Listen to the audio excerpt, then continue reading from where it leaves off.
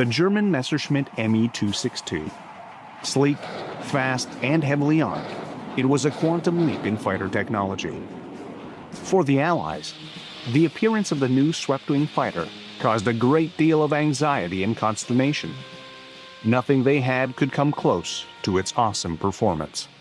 The top Allied fighter at the end of the war was the Spitfire Mark 14 with a top speed of 446 miles an hour. The Messerschmitt 262, which we captured and tested founder, had a top speed of 568 miles an hour. An advantage of almost 125 miles an hour, which means an aircraft with this performance, which is a quantum jump, can dictate terms of combat. It can initiate or finish combat as it wishes. It was a very formidable weapon indeed. Considered by many to be the world's first jet fighter, it was in fact a distant second. Indeed, the first air-to-air kill credited to a jet fighter goes to the Gloucester Meteors of 616 Squadron RAF. On August 4, 1944, Flying Officer Dixie Dean, using the wingtip of his Meteor, toppled a V-1 flying bomb, sending it crashing into the ground. While the V-1 was a pilotless aircraft, it would still go down in history as the first jet versus jet encounter. It was a telling indictment. After a 21-month lead in jet fighter development, the Germans found themselves with just one design in production, the Me 262. By June 1944, only a handful were in service.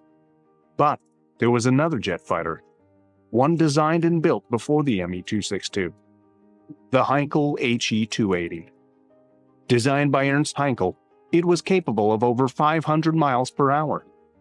At this late stage of the war, the HE-280 was nowhere to be seen. First flown in September of 1940, it was 2 years ahead of Willy Messerschmitt's Me 262. What happened?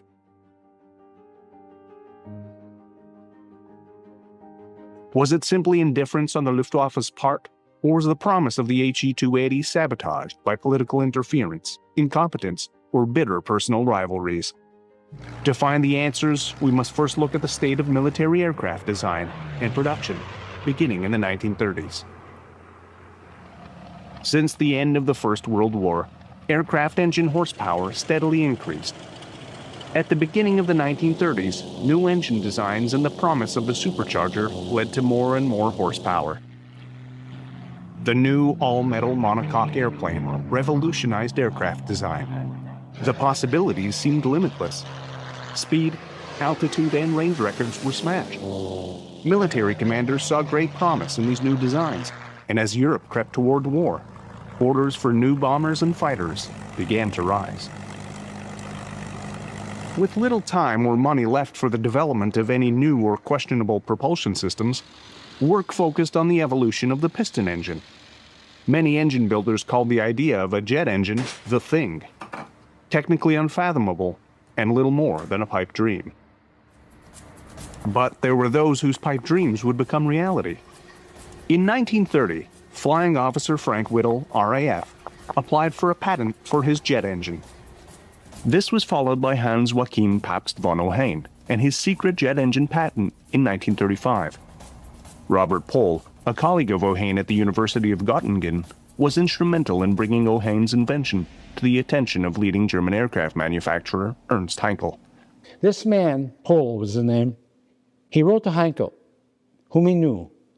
And he said, I have a man here who is into something which I think has a tremendous future to it. He is into jet propulsion. It's a continuous combustion engine.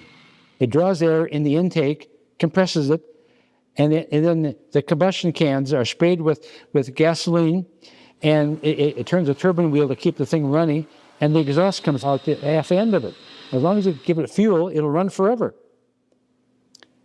And he says, I have a man here who wrote a thesis about this sort of application for a jet engine. It pleased me very much if you would meet him and see him and talk to him about his ideas and his applications for future aircraft. With Heinkel's backing, the German inventor created a line of experimental centrifugal flow jet engines, similar to Whittle's, each with ever more thrust. The entire program was conducted as a private venture and in the utmost secrecy. The German Air Ministry was kept in the dark. On the other hand, Heinkel was also unaware that BMW was working on their own jet engine. BMW's design was an axial flow unit. More complicated than the centrifugal design, it offered more power and greater efficiencies. It was also being developed with the full knowledge of the German Air Ministry. In time, axial flow designs would power Germany's fledgling jet force.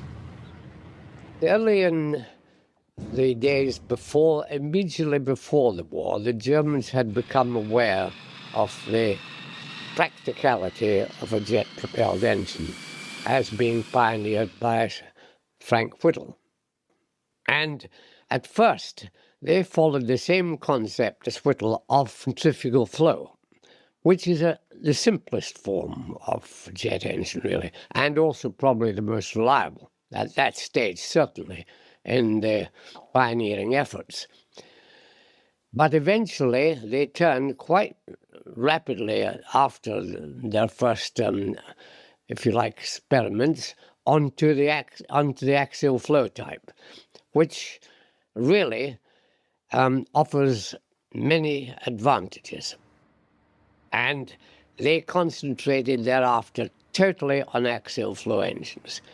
And within the limitations of the strategic materials they had, they were very successful in this. The only problem was that the axial flow engine is complex and therefore difficult to produce, time-consuming to produce. And also, unless you have the right strategic materials to contain the heat stresses, it can have a rather short productive life. Work on a suitable test airframe for Heinkel's revolutionary new power plant was conducted at the same time. By August 1939, both engine and airframe were ready. Heinkel's HE-178 was no masterpiece. The short fuselage and stubby, elliptical wooden wings did not exude a sense of speed. On August 27th, test pilot Erich Varsitz settled himself into the cramped cockpit of the tiny aircraft. Watched by Ernst Heinkel and a small group of mechanics, the HE-178 began to roll. The takeoff run was short. Climbing to 500 meters, Varsitz circled the airfield once and came in for a perfect landing. Total flight time, 7 minutes. History had been made. Wasting no time, Heinkel telephoned Ernst Udet, the chief of aircraft procurement and supply at the RLM, the Reich's Air Ministry. The response Heinkel received was far from enthusiastic. The world's first jet would have to wait. On September 1st, Germany plunges Europe into war. Long before 1939, the name Heinkel had become a household name in Germany. Indeed, Ernst Heinkel's Flugzeugwerk had gained a worldwide reputation despite considerable restrictions placed on German aviation by the Versailles Treaty of 1919. During the 1920s and 30s, Heinkel produced a number of new military types for countries like Sweden and Japan. With the rise of Hitler in 1933 and the expansion of the new Luftwaffe, the opportunities for Heinkel seemed endless. Orders for fighters and bombers began to pour in. While many of Heinkel's designs, like the HE-111 bomber, were very good, they lacked what he desired the most: speed. Heinkel was passionate about high-speed flight. Well, Heinkel, he loved aircraft that flew fast. He wasn't all that into aircraft that were fighters, propeller-driven fighters and escorts and that sort of stuff, like the Focke-Wulf 190 or the Messerschmitt Bf 109. He was a man consumed by speed. The faster an aircraft knew, man, I'm for that. Even before the first flight of the HE-178, he created the HE-176, the world's first rocket plane, in 1939. Unfortunately for Heinkel, official reaction was muted, and with the onset of war, all work on the project ceased. Udet, Göring, and all those other people in the early Luftwaffe Ministerium were propeller people. They believed airplanes that were driven by propellers and alternate engine systems. They said, no, an airplane flies best with propellers. And so Heinkel was looked upon as some kind of a crackpot. And the research he was doing on jet engines, they felt was just silly and waste of money. And so he never got any real support from the Nazi government. Shortly after Hitler came to power, a new requirement for an ultra-modern single-seat monoplane fighter was issued. Heinkel's response was the HE-112, powered by a 695-horsepower Rolls-Royce Kestrel engine. Its direct competition was the Messerschmitt Bf-109 V1, also powered by the same Kestrel engine. The results were very close. While the Bf-109 was slightly faster, the HE-112 had a tighter turning circle and superior field performance. Amid general surprise and many raised eyebrows, Messerschmitt was awarded the new contract. The Heinkel 112 was the better airplane as a combat airplane, and Rechlin test pilots endorsed that view entirely. So there was no doubt that from the pilot's point of view, Heinkel's 112 was number one. For Heinkel, it was a bitter disappointment. It also marked the beginning of a new and rocky relationship between the aircraft manufacturer and the German Air Ministry. Undeterred, Heinkel continued with his quest for speed. Despite the lack of enthusiasm from Ernst Udet and later Erhard Milch, the State Secretary, Reich Air Ministry, Heinkel pressed on with his privately funded HE-280 twin-jet fighter. At the same time, the Messerschmitt Design Bureau completed a new twin-jet design study for the German Air Ministry. Submitted on June 7, 1939, the new proposal was accepted. On March 1, 1940, a contract for 3 airframes was awarded with the official designation ME-262. Simultaneously, and in the face of official apathy, Heinkel was rewarded with a similar contract.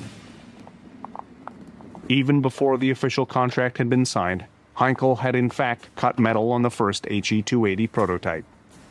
The HE-280 was a quantum leap in aircraft design. Aside from the jet propulsion, the HE-280 was equipped with the world's first ejection seat and a tricycle landing gear. Prior to its first flight, a series of aerodynamic tests were conducted. Fitted with dummy engine nacelles, the prototype was towed into the air by an HE-111 and subjected to a number of gliding test runs. By March 30, 1941, the HE-280 V1 was ready for its first flight. With just enough fuel for takeoff, the HE-280 lifted into the air. After a single low-altitude, low-speed circuit, the HE-280 made a safe landing. It was the world's first jet fighter, but the world didn't take notice. The Heinkel 280 was a state-of-the-art machine which no one really appreciated. Just as the Germans were developing their jet technology, the Allies had their own secret jet programs as well. In England, Frank Whittle, like Ernst Heinkel, was battling against the same government indifference. The new jets were not a high priority. Frank's persistence, however, finally paid off. On February 3, 1940, the British Air Ministry issued Britain's first jet aircraft contract. Gloucester's aircraft was selected to meet specification E-2839. Design of this new aircraft was a collaboration between Frank Whittle and Gloucester Aircraft. The new E-2839 was a low-winged monoplane with the engine mounted behind the cockpit and equipped with a tricycle undercarriage, just like the HE-280. Air for the engine was drawn in from the nose and passed through ducts on each side of the cockpit. Like the Heinkel HE-178, the Gloucester E-2839 was one of the world's first technology demonstrator aircraft. Its sole purpose was to flight test Whittle's W1 centrifugal jet engine, which developed a modest 860 pounds of thrust. A remarkable aircraft by any standard, 2 examples were built. On May 15, 1941, the first E-2839 took off from Cranwell Airfield at 7:45 p.m. The flight lasted just 17 minutes. The promise of Whittle's engine pushed the Air Ministry towards an operational jet fighter. Even before the first E-2839 took shape, specification F940 for a new jet fighter was finalized in December 1940. Because the new jet engine didn't have the required thrust, the new fighter would have to be a twin-engine design. The F940 was not a radical or advanced aerodynamic design. Following accepted aircraft practices, it was fairly conventional. On February 7, 1941, Gloster's received an order for 12 Gloster Whittle airplanes to the F940 specification. These would become the first Gloster Meteors. Back in Germany, parallel work on the Me-262 was not proceeding smoothly. When the contract for the prototype had been issued, it was obvious to Messerschmitt that BMW had been unduly optimistic. The new BMW 003 axial flow engine was still unreliable, without sufficient power. It also had a substantially larger diameter. In order to accommodate the new larger engine, Messerschmitt had to completely redesign his original airframe. The new aircraft would be larger, with the engines housed in underwing nacelles, just like the HE-280. While BMW struggled with their jet engine, the Junkers Aircraft Company was working on their own turbojet, the Jumo 004. This would provide a backup in case the BMW 003 failed. On November 1940, the Jumo 004 was bench tested for the first time. Major problems were revealed, and just as the HE-280 V1 made its first flight, Messerschmitt's first Me-262 V1 was fitted with a nose-mounted Junkers Jumo piston engine. It was not the start Willy Messerschmitt was hoping for. On April 5, 1941, the HE-280 was officially unveiled. To impress his guests, Heinkel arranged for a demonstration between a Focke-Wulf FW-190A and the HE-280. During the mock combat, the HE-280 completed 4 tight circles before the FW-190 completed 3. Finally, Ernst Udet showed some enthusiasm. Top speed was 485 miles per hour, 77 more than the FW-190. Impressed, the German Air Ministry sanctioned the manufacture of 13 HE-280A pre-production aircraft. Unfortunately for Heinkel, mass production of the HE-280 was still out of reach. Heinkel now found himself up against personal rivalries, duplication, and incompetent leadership.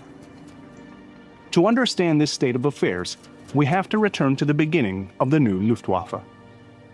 After Hitler took power, he appointed Hermann Göring as leader of the new Luftwaffe. A World War I ace and squadron commander, Göring soon gave a number of his ex-squadron mates titles in the newly formed Luftwaffe. Ernst Udet was one of the first. Many had no experience in aircraft production, or had any business background. By 1941, German aircraft manufacturing was in a crisis. Under the command of Ernst Udet, aircraft production had stalled. For the first year and a half of war, Germany was only producing 800 aircraft a month. It wasn't until after the Battle of Britain and the setbacks in Russia did the German High Command take action. Unfortunately for Udet, he was unable to effect any real change. In November 1941, he committed suicide. Udet's successor was Erhard Milch. Milch was an able, ruthless administrator, but he lacked the military expertise necessary for the job. Although he had good understanding of aircraft production, he was unimaginative and a conservative when it came to research and development. July 18, 1942. The first Me-262 is ready for its first flight.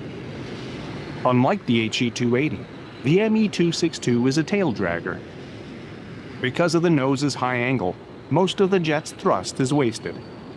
After a problematic takeoff run, it takes to the air for a short 17-minute flight. When the Messerschmitt 262 was first tested, it was a tail dragger. It had a tail wheel.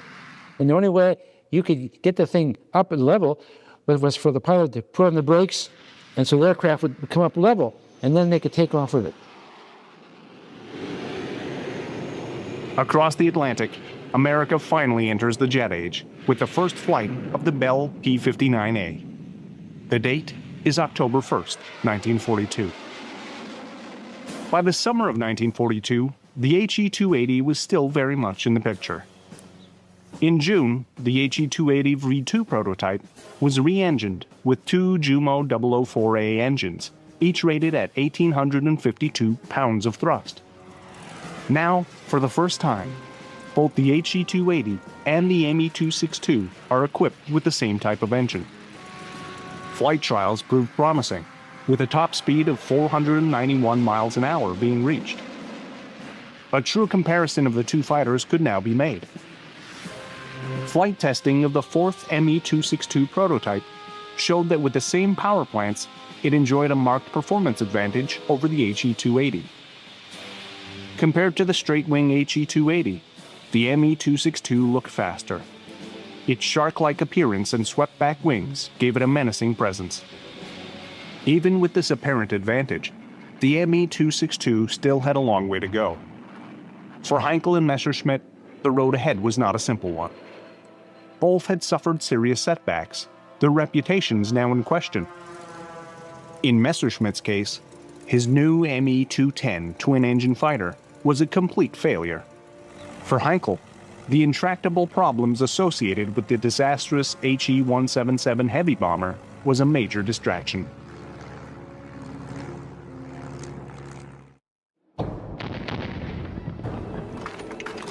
By the summer of 1942, Germany was still victorious. After some unexpected setbacks in Russia, they were once again on the offensive. In North Africa, the first Battle of El Alamein began with Erwin Rommel leading the way. From a military perspective, Germany was at the height of its power, but it was now fighting on three fronts. Losses would be heavy. In September, the Battle of Stalingrad began with much promise. It was a bloody battle of attrition, and one in which Germans were losing. On November 1st, Allied troops break out of El Alamein. 7 days later, Operation Torch begins. Allied troops invade North Africa, with American and British troops landing in Morocco and Algeria. Rommel's fabled Africa Corps is now being squeezed on two sides. November 19th. Soviet forces launch Operation Uranus. Its aim: surround the city of Stalingrad and annihilate all German forces. The Soviet offensive is a spectacular success, and by the end of January 1943, the battle is all but over. The German Sixth Army surrenders. It was the first Nazi acknowledgement of failure. In May, the battle for Tunisia is over. German and Italian forces surrender, with 250,000 troops taken prisoner. These military losses represented a key turning point. Germany was now on the defensive. For the Luftwaffe, January 1st, 1943 represented a time of crisis. Its operational strength had sunk to some 4,000 aircraft. It had also failed to introduce new, more modern types, aircraft like the HE-280 and the Me-262. In fact, the Luftwaffe was drawing on its last accumulated reserves. Contingency plans were non-existent. Any new military setback would be catastrophic. The German High Command had resolutely declined the possibility of waging a defensive war. From Hitler on down, the mantra had always been attack. The losses in Stalingrad and North Africa put a severe strain on Luftwaffe resources. For the first time, serious cracks began to show. But it wasn't just the losses in North Africa and Stalingrad that hobbled the once mighty Luftwaffe. The pre-war belief that Germany's military conquests would be short led to short-term planning. New modern aircraft wouldn't be needed. It was a strategic miscalculation, and one that had a direct effect on the development of Heinkel's HE-280 and Messerschmitt's Me-262. Heinkel was up against the German Air Ministry, even though he had Ernst Udet as his very good friend and confidant. The German Air Ministry, they wanted a flying machine pellet built like the Focke-Wulf 190, like the Messerschmitt Bf 109, that were designed for ground support, like in Poland and elsewhere. For Heinkel, the battle for the HE-280 continued. As Germany's fortunes began to change, many still clung to the belief in a rapid victory, even in the second half of 1942. Erhard Milch was one of them. After Udet's suicide, he did manage to increase aircraft production, but at a cost. To avoid Hitler's wrath, Milch was unwilling to add any new types to the assembly lines. Doing so would cause monthly production numbers to fall. As a result, most of the pre-war designs remained in production right until the end of the war.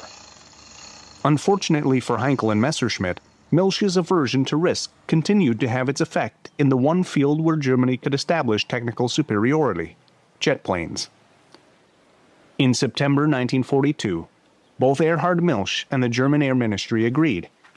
Any preparations for series production of the Me-262 would be premature, and in view of Heinkel's numerous commitments, production of the HE-280 was unrealistic as well.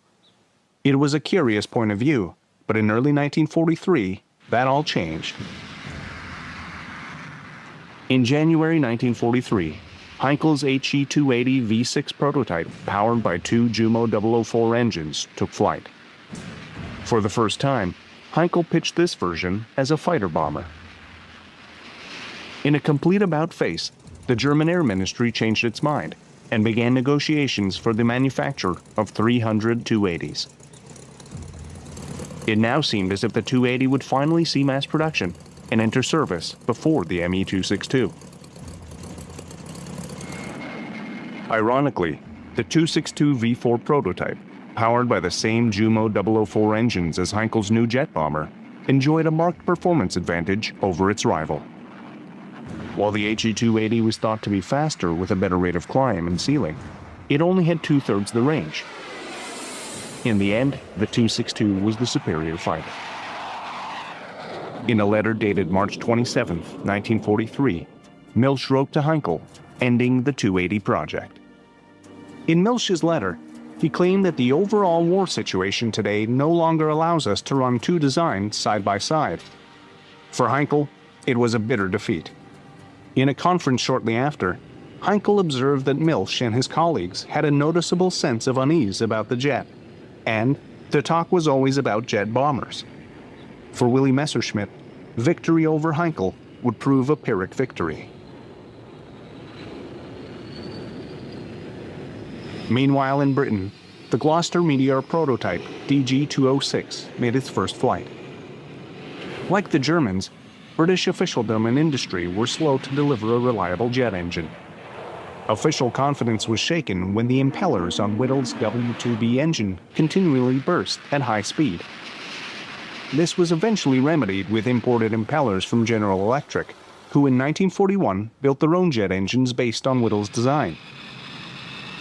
Fortunately for the program, Rolls-Royce was called upon to take over development and production of the W2B engine. Back in Germany, development of the Me-262 continued. Compared to the British, the German program was disorganized, inefficient, and veiled in secrecy, even from those who should have known. Surprisingly, Adolf Galland, general of the Luftwaffe fighter arm, was kept in the dark. Not until May 22, 1943, did he fly the 4262 prototype. Galland was so impressed that he recommended production of the Bf-109 be halted and changed to the new jet fighter. Galland's enthusiasm swept away any remaining hesitancy and vacillation.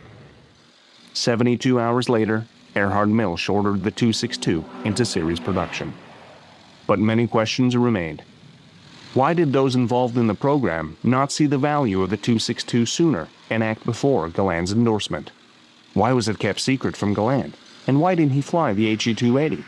One can only speculate as to what might have been if just 2 years earlier he had flown the 280. Finally, Messerschmitt had what he wanted, but there was one man who didn't agree. Adolf Hitler rejected out of hand any mass production of the Me-262. Said Hitler, "Nothing will be done with the new jet until I have decided on its merits." Unfortunately for Messerschmitt, the Fuhrer was increasingly obsessed with revenge and retribution. Striking back at the enemy was far more important than providing his fighter arm with a fighter capable of defending the Reich.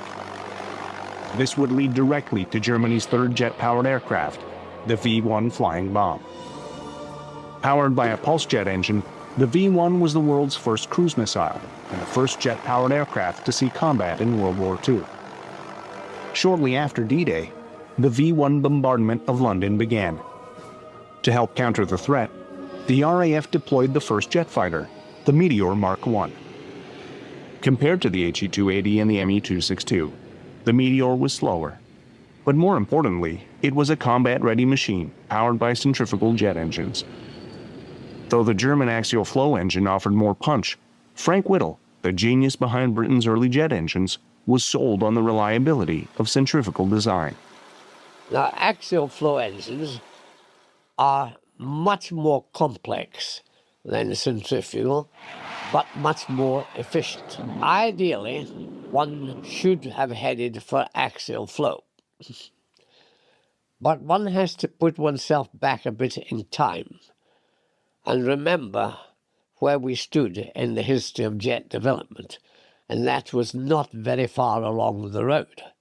Whittle, quite rightly, when I talked to him, he knew all about axial flow, but I said to him, "Why have you gone this way, Frank, into centrifugal?"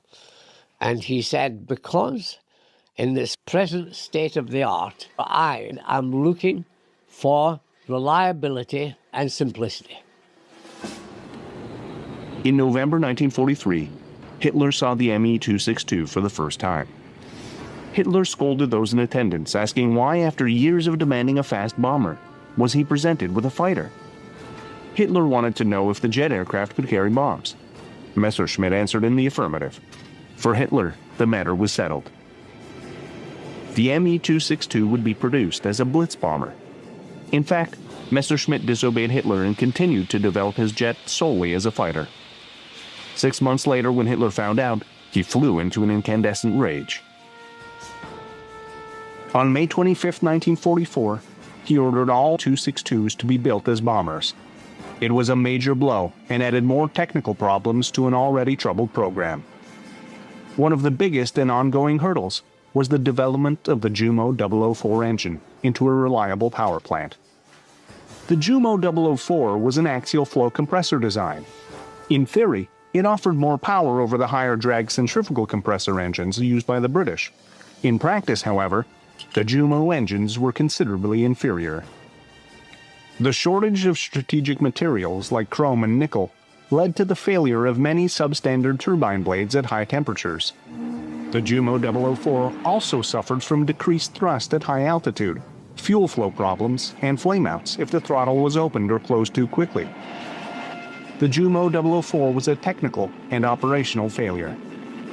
Not only did the Jumo 004 have a very short lifespan, it was unreliable, prone to surges, stalls, and fires.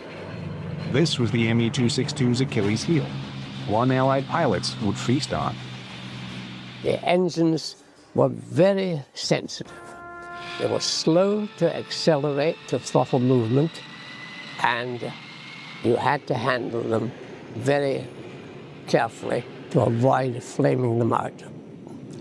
Secondly, the designers hadn't thought of how to slow down these incredibly fast airplanes, and no air brakes were fitted. And this made life very difficult, for example, for landing. You need some drag if you're going to land, and since there was very little drag associated with the 262, you had to do a long, slow approach to landing. And this was an Achilles heel, because the 8th USAF Mustangs realized this, and the 262s they picked off was usually in that phase of the operation. By July 1944, the Luftwaffe's fighter arm was fighting a losing battle. Unable to cope with the swarms of long-range American P-47s and P-51 Mustangs, it was quickly being destroyed. While the Me-262 was in production, the numbers in operational service were meager at best, and would remain so until the end of the war. The first American B-17 shot down didn't occur until August 15th. For the Germans, the situation was desperate. Shut out since the rejection of the HE-280, Ernst Heinkel was finally brought back into the jet fold. Concerned with the slow production of the Me-262, the German High Command wanted a so-called rush job, a single-engine jet fighter that required little strategic materials to build. For Heinkel, it was a question of pride. Eager to prove himself once more, he accepted the challenge. Heinkel quickly realized that in order for the jet to work, the engine had to be mounted just above the fuselage, similar to the V-1. 12 days after the specification had been issued, the HE-162 mock-up was ready. On September 23, 1944, Heinkel's HE-162 was selected for mass production. Captain Eric Brown recalls demonstrating the HE-162 to Heinkel in a post-war test flight. He was like a schoolboy jumping up and down with delight and asked very piercing questions about the handling of the aircraft. He had heard about the disaster we'd had with it. I found him with a very acute mind and struck me as a highly intelligent person. By late 1944, the German High Command was fueled by fear, fantasy, and pathological denial. Galland said that the HE-162 was unrealistic. To mass-produce such a crude and untried aircraft and expect it to be flown by inexperienced Hitler youth was beyond reality. Even at this late stage of the war, Heinkel was working on at least 26 different versions. Using slave labor, 100 aircraft were produced in February of 1945. On February 6th, the first group converted to the new type. In the final weeks of the war, the so-called People's Fighter saw little action. Combat claims were made but never confirmed. Only one HE-162 was ever shot down by an Allied fighter. On May 5th, Germany surrendered. It was a crushing defeat. The new jet and rocket fighters introduced late in the war had no impact on the outcome. Many have argued that if the HE-280 had been produced sooner, history would have been different. Perhaps, but in the final analysis, the 280 wouldn't have made a dramatic difference. For Ernst Heinkel, there was a deep bitterness. His early groundbreaking developments were essentially ignored. As to who actually killed the world's first jet fighter, the answer is many. The HE-280 was quite simply a victim of mismanagement and industrial chaos. After 1936, Nazi management of the aviation industry was not centralized. Udet's technical office, Göring, the general staff, Milch, and all the aircraft designers jockeyed with one another for control of the aviation program. Instead of a uniform, consistent policy towards aircraft production, confusion and chaos reigned. Göring must hugely accept blame for a lot of the failings of the Luftwaffe, particularly the delay and the mismanaging getting aircraft into production. And to a large extent, Udet was one of his causes of his problem. Udet was an extroverted, magnificent exhibition pilot in civil life. And he had been in Göring's squadron in World War I. Ernst Udet had no interest in politics, and Göring approached him as an old squadron mate and said, you know, the Nazi party needs you and your experience. Come in and be the head of our technical department. Udet was talked into this and was completely out of his depth. Firms like Heinkel and Messerschmitt tried to build everything from trainers to strategic bombers. Every effort made by the Air Ministry to move them towards any specialization was effectively countered. Clear-cut technical objectives were never issued. Programs were allowed to continue regardless of the enormous waste in time, skill, and materials. Overall, the Nazi management of the aircraft industry was uncoordinated, inefficient, plagued by ignorance and incompetence. Even if the HE-280 had become operational in 1942, its overall effectiveness would have been limited. It all came down to the Jumo 004 power plant. Unreliable with a critically short lifespan, it was not ready for combat operations. Serviceability rates would have been low, as was the case with the Me-262. Finding good pilots would have been another issue. The number of newly trained pilots could barely keep pace with attrition. Fuel shortages also began to take hold. By 1943, the Luftwaffe was a dying force with no chance of recovery. As the world's first jet fighter, Heinkel's HE-280 was a marvel of technology and inspiration. Unfortunately for Heinkel, those in power saw little use for his twin-jet fighter. Hitler's reluctance to produce jets almost certainly doomed what little hope Germany had of ever producing an effective jet fighter force.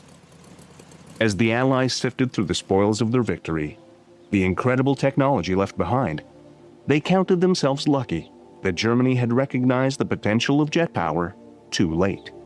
The jets were left absolutely untouched. Now, I was puzzled about this, frankly. What had motivated this?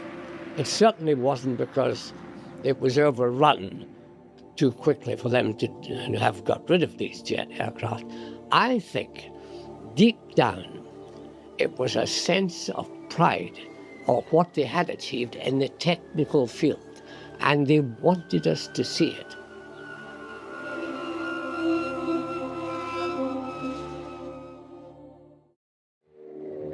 For decades, numerous historians have studied the Luftwaffe and its failures during the Second World War. What caused an air force that was in many ways vastly superior to the Allies to come crashing down? Is there a distinct turning point that made Germany's aerial arsenal impotent against the combined strength of Britain, America, and the Soviet Union? For the first time ever, put yourself right in the middle of the debate as we try to solve the greatest arguments in the history of aviation. What caused the Luftwaffe to fail?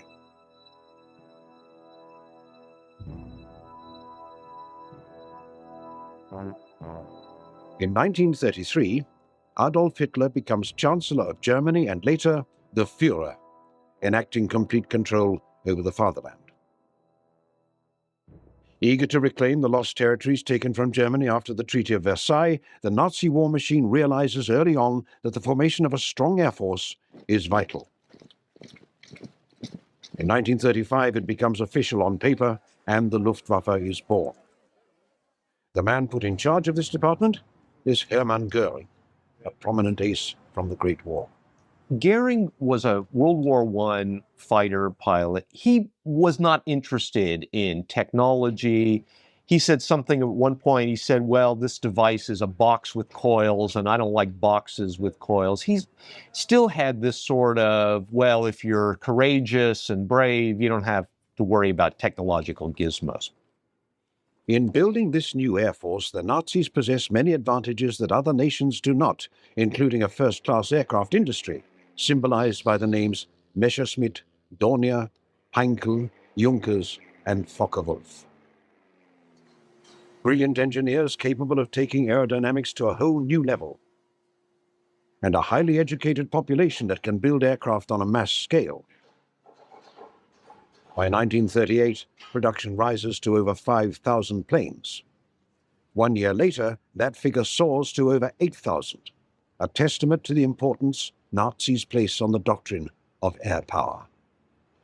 What the Germans were trying to do was to employ new machines, new technologies, but to employ them in the service of a very, very old way of war that had served them well in previous conflicts and they felt would continue to serve them well in the future. I think this sets the Germans somewhat apart from neighboring countries in the 1920s and 1930s in that they are not truly looking ahead as much as they are looking back to their old traditions and grafting new technologies onto them. Before war is declared in August of 1939, Germany's aerial arsenal is impressive to say the least. Ready to go is the Me-109, a superior single-engine fighter, the Junkers 87 Stuka, a terrifying dive bomber, the Heinkel 111 and the Dornier 17 Flying Pencil, two top-of-the-line medium-range bombers. This, in addition to the largest air transport industry in the entire world, exemplified by the Junkers 52, a workhorse that will be at the centerpiece of the German offensive. Even with all these phenomenal aircraft, a key ingredient is missing, as is often noted by Second World War historians: the absence of strategic bombers. This void does not go unnoticed in 1935, when General Walter Wever, realizing their importance, enthusiastically supports the building of long-range aircraft to battle any potential enemy, most likely the Soviet Union. General Walter Wever was promoting what he called the Urals bomber. He believed that the industrialization, tanks, planes, etc., that was going on in the Urals area had to be demolished if you were going to win a war against Russia. Wever writes, "Air power carries the war right into the heart of enemy country from the moment war breaks out. It strikes at the very root of the enemy's fighting power and of the people's will to resist." Yeah, Walter Wever was very much in favor of this long-distance bomber to try and bomb Russia. And that actual project was given the name of the Ural bomber. Wever actually then put specifications out to both Dornier and Junkers for the building of this long-range bomber. Out of this came the Dornier 19 and the Junkers 89.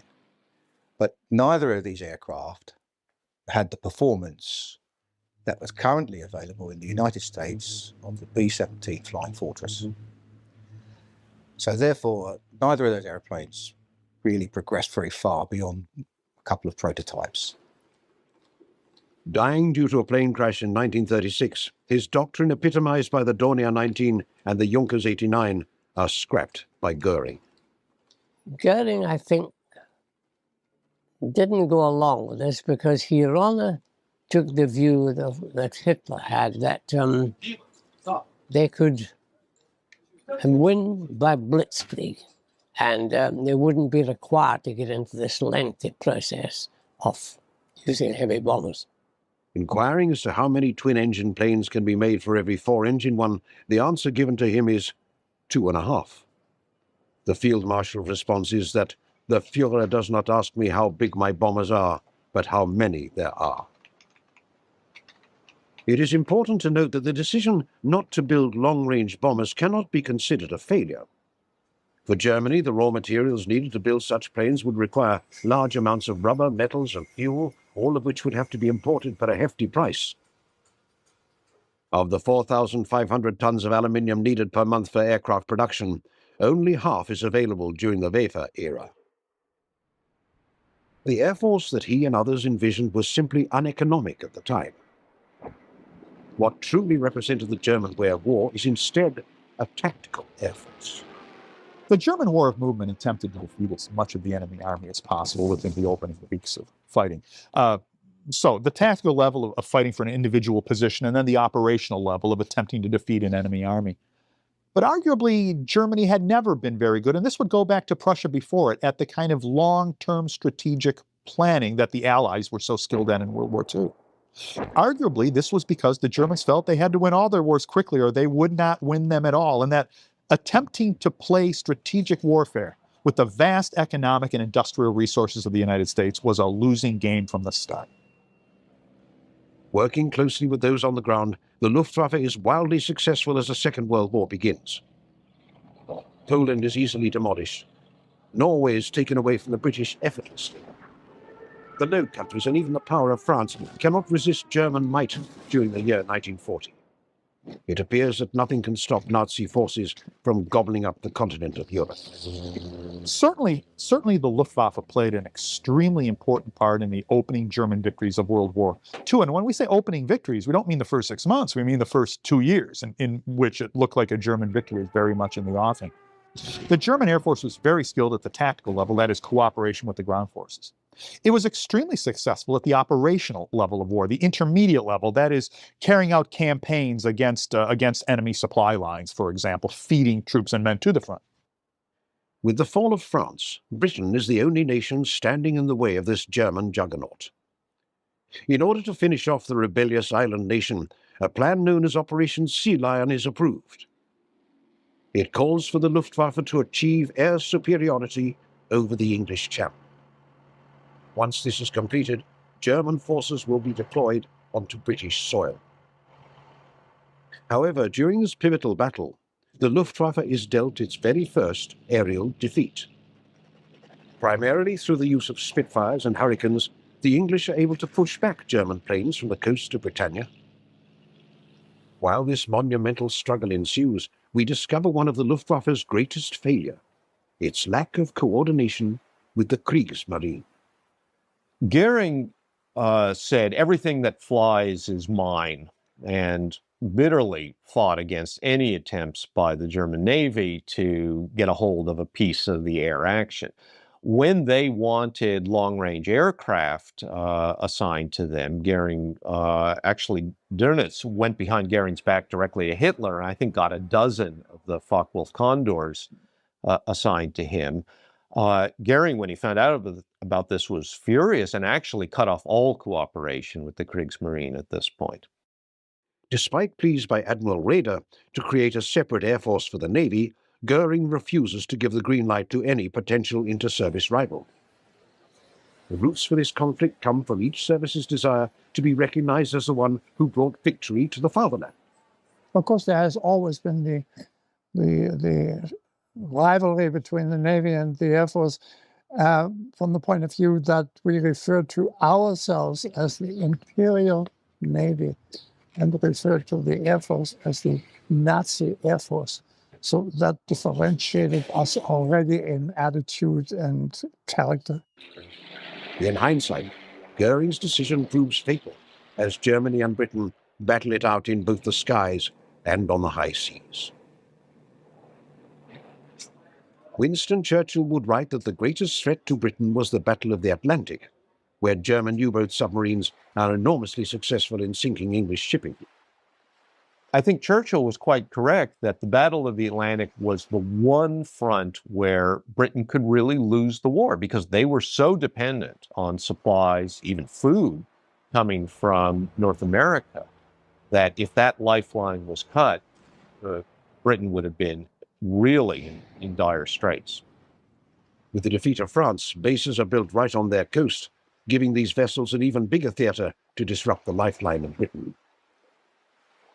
Had aerial forces worked closely with these U-boats, or if a separate naval aviation wing was created, it would be a game-changer in Germany's war against Britain. Proof of this can be seen in the Focke-Wulf 200 Condor, an aircraft that, despite its limitations, is excellent in attacking English ships. With no more than a dozen planes, they successfully sink 85 merchant vessels and over 300,000 tons of shipping. When the Germans started to deploy a fairly small number of the Focke-Wulf 200 Condors to attack Allied shipping, they were able to have really a devastating effect. Also, had the new invention of a magnetic mine been dropped by Luftwaffe planes into the English Channel, its enemy could have been starved out of the war. This marks the first major failure of the Luftwaffe. It was our common complaint of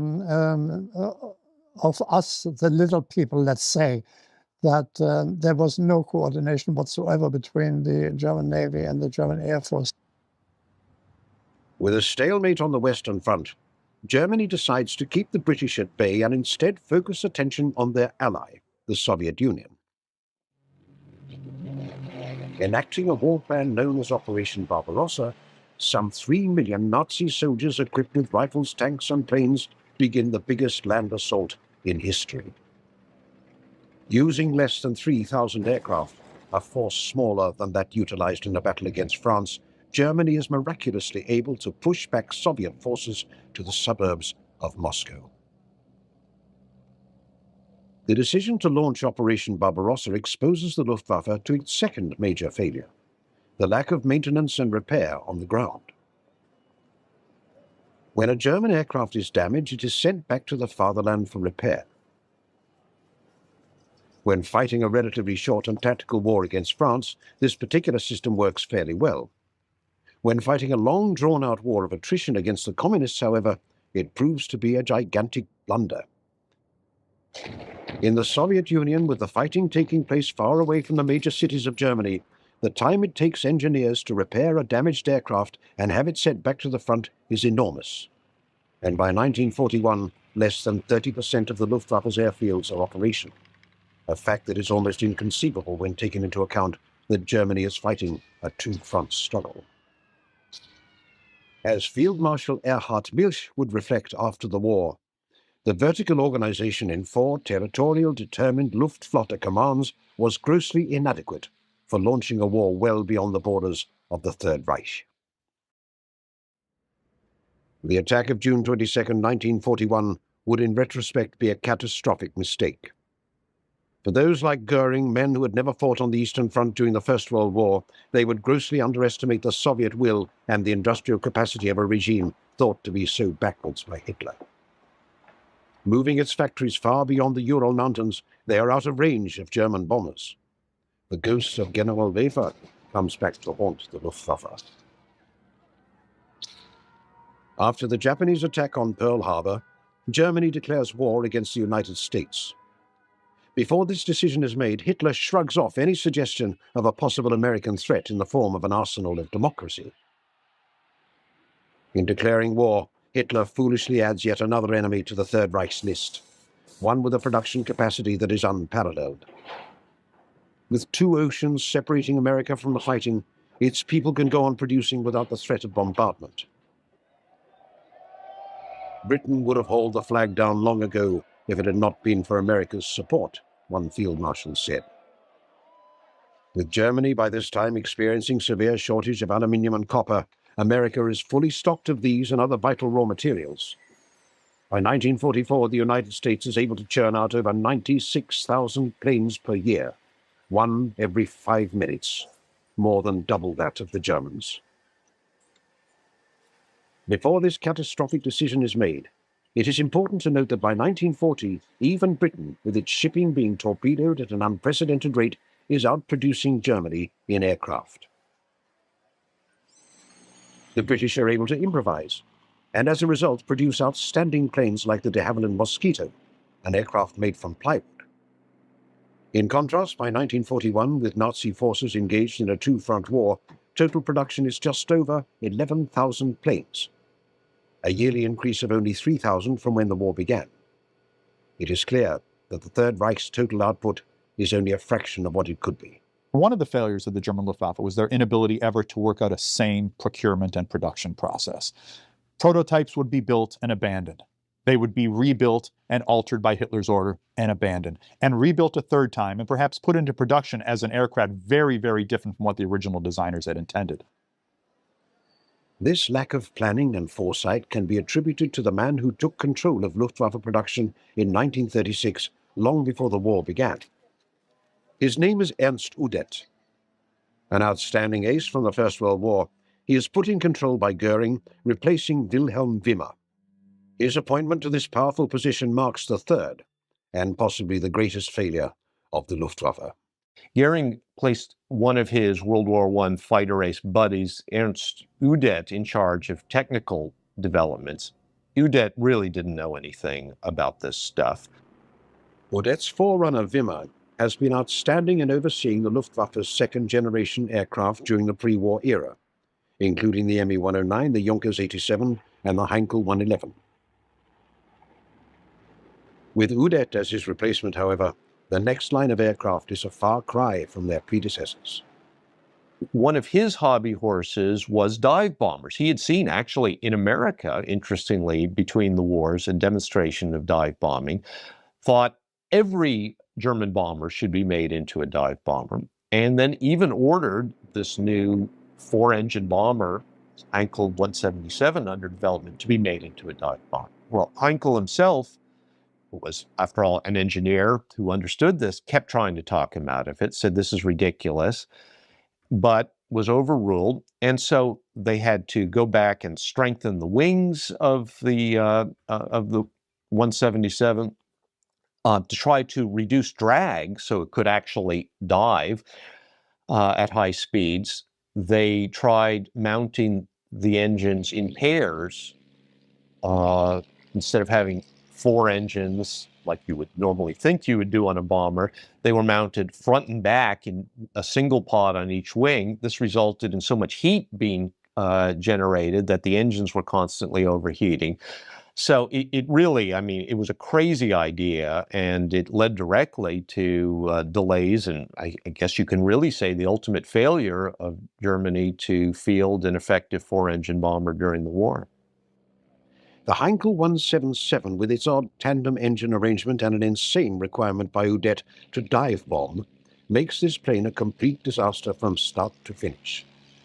The aircraft becomes known as the dead racehorse, with only a handful ever getting the chance to fly. The Heinkel 177 and the Me-210 go hand in hand as one of the Luftwaffe's major disasters.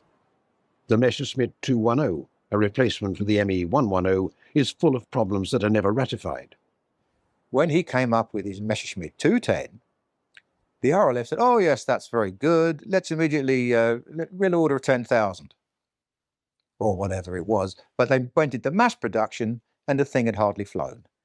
It was a complete and utter disaster for Messerschmitt, which he'd never lived down, and they had to convert a lot of the built Me-210s into Me-410s by taking the aeroplanes to pieces again and reassembling them with new parts to turn it into a flyable and operational machine.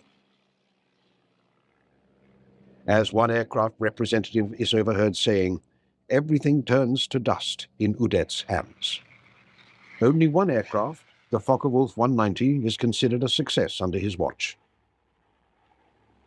A reluctance to make the hard decisions also proves costly, as resources are diverted to projects that are simply unfeasible during wartime.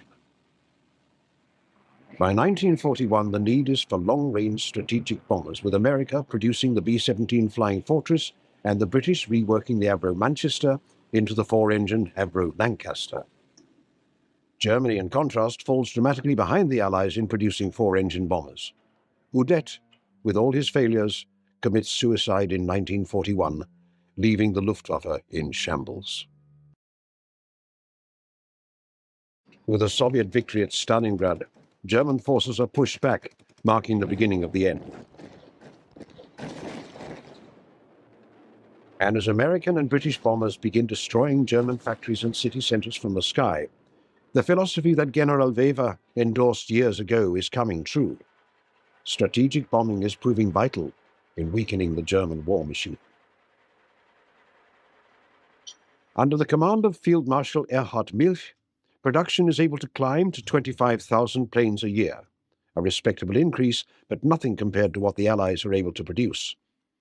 U.S. procurement policies, which become a giant bureaucracy, embodied in the War Department and soon thereafter, World War II, embodied in the Pentagon. The Germans were simply not able to compete on that level. In 1944, Germany is being outmaneuvered in the realm of aircraft by the rate of over 4-1. At this point, there is simply no way to compete with the United States or the Soviet Union. While much is written by historians about Allied coordination in resources and materials, little can be found about Germany's willingness to use its own allies' means of production to their advantage. This is yet another failure of the German Luftwaffe. Without a common goal and being on different sides of the world, the Empire of Japan cannot be considered Germany's biggest ally. Its most powerful friend during the war is instead the Italians. Unfortunately, with their own air force in shambles, the Nazis are reluctant to give them the licenses and the engines to build German planes on Italian soil. This proves to be a pivotal mistake, as Italy could have tripled aircraft production with German assistance, producing possibly 30,000 planes during the war. Also, Italian factories would have been out of bombing range for the Allies during the year 1942 and might have changed the outcome in the Mediterranean. Germany's other allies, Romania, Hungary, and Finland, are all capable of making aircraft, but lack the knowledge and resources that the fatherland can provide. Had these nations been granted licenses to build Nazi aircraft on their own soil, there was a good chance that this coalition might have tipped the scale in favor of Germany during its pivotal battle against the Soviets during 1941. The decision not to fully utilize the resources of these nations can be attributed to Germany's desire to be the dominant power. There is widespread resentment against the Italians by top Nazi leaders who see them as merely riding off the coattails of German success. Our feeling always was, with the experience of the First World War already, we wish the Italians were on the other side. People like Hermann Goering see these smaller countries as the providers of natural resources, with the fatherland supplying the finished products. This marks another tragic failure of the Luftwaffe. In early 1944, Germany unveils the Messerschmitt 262, a revolutionary jet plane that can hopefully take down the flying fortresses and mosquitoes that are destroying their cities. Later on, of course, they produced the world's first production model, general use jet aircraft in the form of the Messerschmitt 262, the Me 262. The Me 262 as a pure fighter was an amazing sight to see, and in fact, anyone looking at it today is still struck by the modern and sleek lines. Now, the Me 262 was, in my opinion, I've stated this many times, the most formidable aircraft of World War II. The Me 262 is years ahead of its time, symbolizing the fatherland's creativity and innovation. In many ways, however, the Me 262 also symbolizes Nazi indecision. Unfortunately, the Me 262 got caught in a very, very arcane and difficult procurement process within Germany, wherein basic designs were put forward by competent engineers. They were then changed by upper echelons within the Luftwaffe, and of course they had to pass the Hitler test. And no aircraft passed the Hitler test without being significantly modified. The Me 262 is no exception. After Professor Messerschmitt tells Hitler that the aircraft can carry up to 1,000 kilograms of bombs, Field Marshal Milch, in a fit of rage, tells the Führer that even the smallest infant can see that the 262 is a fighter, not a bomber.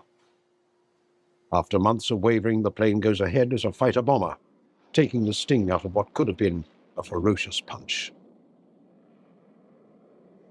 They may possess this wonder weapon, but have few men that can fly it. This becomes the Luftwaffe's final failure, its pilots' lack of training.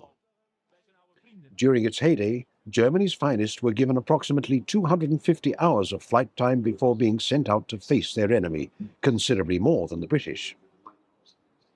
And with the Second World War going exceedingly well during 1940 and 1941, the Luftwaffe arrogantly minimizes its training program, figuring that the war will soon be over. By 1942, as the tide begins turning, German pilots are given less than 200 hours of practice flying, while Allied pilots are given over 300. With the war turning against them, shortcuts are made to churn out every single pilot possible. Despite this augmentation, by 1944 the average training time drops to just under 100 hours. In some cases, just a quarter of what P-51 Mustang and P-47 Thunderbolt pilots were given. With air superiority lost over German soil, it becomes a turkey shoot for American and British aviators as they begin gunning down Me-109s and Focke-Wulf 190s with ease. At D-Day, in the final planning, the head of Allied Tactical Aviation was asked, well, what are we going to do about the German fighters? He said there aren't going to be any German fighters over the landing beaches. And he was essentially right, because they'd been wiped out by that. The decision not to build a pilot training infrastructure like its enemies causes the Luftwaffe to run desperately short on experienced men.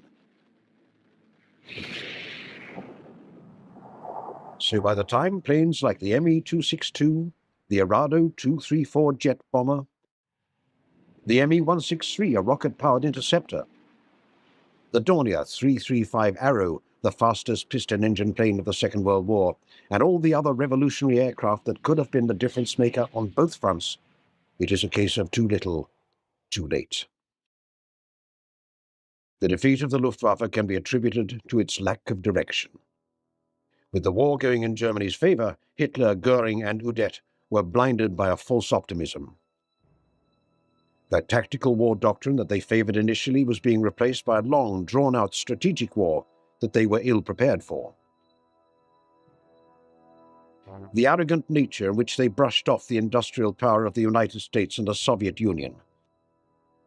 The mismanagement of their own country's aircraft industry on a grand scale, and the lack of infrastructure, production, and training during the Second World War's most decisive years would cause the Luftwaffe to write its own epitaph.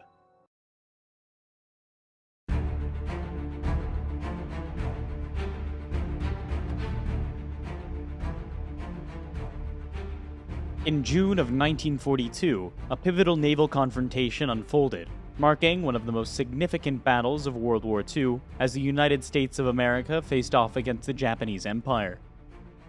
Fought exclusively with aircraft carriers positioned hundreds of miles apart, the Battle of Midway represented a groundbreaking naval conflict. It marked the inaugural major fleet engagement where opposing fleets never closed the gap to visually spot each other's ships. Victory or defeat depended not on the big guns of battleships, but on the carrier-borne bombers and torpedo bombers flying over vast tracts of ocean to seek and destroy their targets. Midway was the dawn of a new era in naval warfare. The Battle of Midway held paramount significance for Japan, as it was envisioned as the pivotal element in a grand strategy aimed at expanding the empire's territorial reach deep into the Pacific. Midway Island, a crucial American stronghold, was slated for assault and occupation, while the United States Pacific Fleet, en route to defend it with its scarce aircraft carriers, would fall into an ambush, leading to its annihilation. Should the remaining vestiges of American naval might be ultimately shattered, Japanese dominance over the Pacific would remain unassailable for the foreseeable future. In fact, in the Battle of Midway, the Japanese carrier fleet, the mightiest in existence, was utterly destroyed, and Japan suffered her greatest defeat for over 300 years. During the Battle of Midway, Japan, at the zenith of its military strength, suffered not only a significant naval defeat, but also, in the span of a single day, sealed the fate of the Japanese Empire, leading it toward downfall and defeat. Since the early 1930s, Japanese conquests in China had caused ever-increasing friction with the United States. Starting in mid-1940, the United States imposed a prohibition on the export of arms, scrap iron, and other critical strategic resources to the Japanese Empire. Then, in July 1941, America led an international oil embargo and froze all Japanese overseas assets. The effect was devastating. Up to now, 90% of Japan's oil had been imported, and her stockpiles were rapidly dwindling. As time grew scarce, the Japanese leadership made a momentous choice to embark on invasions and conquests of neighboring regions abundant in oil and other essential raw materials. First, a major obstacle would have to be eliminated: the American Pacific Fleet, anchored at Hawaii. In the early hours just prior to dawn on December 7, 1941, a fleet of 360 bombers and fighters took off from Japanese aircraft carriers positioned 230 miles north of Hawaii. Their target was the 3 carriers and the 8 battleships of the United States Pacific Fleet, based in Pearl Harbor. In the span of just 2 hours, a total of 18 American warships, including 6 battleships, were sent to the depths, while an additional 90 vessels sustained damage from bombs or torpedoes. Almost 200 planes were destroyed on the ground, and over 3,500 U.S. personnel killed or wounded. The Japanese lost only 29 aircraft. It was a stunning victory. Shortly after noon the next day, the United States declared war on the Japanese Empire. Following the devastation of the U.S. Pacific Fleet, the path was cleared for the Japanese campaign of expansion and conquest. In advance of the impending onslaught, garrisons across the region had covertly bolstered their defenses, and thousands of troops had been assembled and readied for action. In the hours following the Pearl Harbor raid, Japanese aircraft launched attacks on American air bases located at Wake Island, Guam, and Luzon in the Philippines. With complete air superiority, the Japanese launched their invasions. Forces in French Indochina, already held by the Japanese, rapidly advanced into Thailand and Burma. Troops from the island of Hainan landed in Malaya. On that very day, an initial raiding force commenced the invasion of the Philippines, swiftly followed by larger-scale landings. Over the next 3 weeks, Wake Island and Hong Kong fell to the Japanese. Borneo and Caleb were invaded and Sumatra was occupied. On February the 19th, Japanese aircraft carriers launched a lightning raid on Port Darwin in northern Australia, sinking 12 merchant ships and eliminating Darwin as a valuable Allied base. Early March saw the climax of the Japanese expansion, the inevitable occupation of Java. In a little over 3 months, Japan had conquered 1/4 of the Pacific Ocean. By securing a stable oil supply and expanding the defensive perimeter around their homeland, Japan had successfully accomplished all of its immediate wartime objectives. Yet in spite of the breathtaking scale of the Japanese victories, there did remain one major threat to the security of her Pacific conquests. 3 aircraft carriers from the United States Pacific Fleet managed to elude the devastation at Pearl Harbor, and within a matter of weeks, each of them served as a central core for a newly formed task force. After minor raids on the Marshall and Gilbert Islands, 2 of the American carriers set sail on one of the most audacious missions of the Pacific War: to bomb Tokyo, the heart of the Japanese Empire. In early April 1942, the aircraft carrier Hornet embarked on a westward journey from the U.S. naval base in Alameda, California, to meet up with its sister ship, the Enterprise, which was sailing from Pearl Harbor. With adept maneuvering to bypass the protective string of Japanese-controlled islands, both the Hornet and the Enterprise managed to penetrate to a point within 825 miles of Japan's coastline. At 8:24 on the 18th of April, 16 Mitchells took off from the Hornet and struck a course for the Japanese capital. Flying low, they avoided Japan's fighter defenses, and 15 aircraft dropped their bombs on the city. All but one of the Mitchells escaped to safety in mainland China or Russia. Following the attack, famously referred to as the Doolittle Raid, which took its name from its commander, Japanese military leaders were deeply alarmed and concerned. Even though the raid had inflicted only minor physical damage, it delivered a significant blow to Japan's sense of national pride. The need to protect the emperor was at the very core of the armed forces' being, and an agony of shame swept through the high command. Japan's leaders swiftly arrived at the conclusion that there was just one means by which they could ensure the adequate protection of homeland and the emperor. The frontiers of the empire must be pushed even further into the Pacific. In October 1941, General Hideki Tojo had been appointed Prime Minister of Imperial Japan. In his role as the Army Chief of Staff, Tojo harbored a profound ambition to witness the successful culmination of the Japanese campaign in China. He firmly believed that the sole path to achieving this goal was to secure a decisive victory over the Western powers.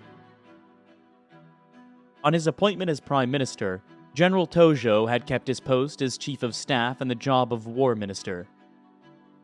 However, although an immensely powerful figure, Tojo did not have the complete control of government policy. Within a cabinet comprising representatives from all branches of the armed forces, he could rely primarily on the backing of the army. Consequently, most decisions ultimately resulted from a compromise between the army and the navy. Even prior to the Doolittle Raid, expanding the empire's boundaries into the Pacific had been a cherished aspiration of a powerful naval faction. After the raid, arguments between the army and navy evaporated. Because the proposed operation would demand little army participation, Tojo finally gave his support. Franklin D. Roosevelt had been elected President of the United States in 1932. Strongly against the prevailing sentiment of isolationism, Roosevelt had the conviction that America should actively engage on the global stage. Even before the outbreak of war in Europe, Roosevelt had warned of the dangers posed by Nazi Germany's ambitions. Following the German conquest of the continent in 1940, Roosevelt, despite facing domestic opposition, progressively bolstered his support for Britain in its battle for survival. It was also Roosevelt who, in relation for Japanese actions against China, had imposed the oil and trade embargo on Japan. As a former Assistant Secretary to the Navy and now its Commander-in-Chief, Roosevelt took a special interest in the service. He handpicked his own flag officers and staff members, driven by his unwavering belief that the Navy should be led by the most qualified individuals for the roles. In a testament to his commitment to competence, he appointed Frank Knox, a member of the opposition Republican Party, to head the Navy Department. Under Roosevelt and Knox, the naval budget steadily rose.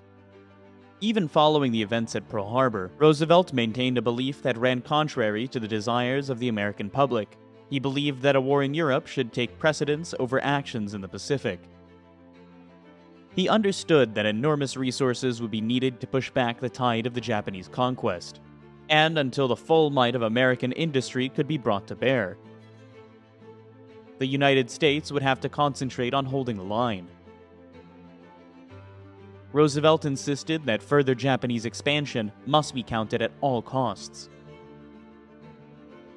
The Imperial High Command anticipated that the expansion of the Japanese defense perimeter in the Pacific, while presenting logistical complexities, would pose minimal substantive challenges.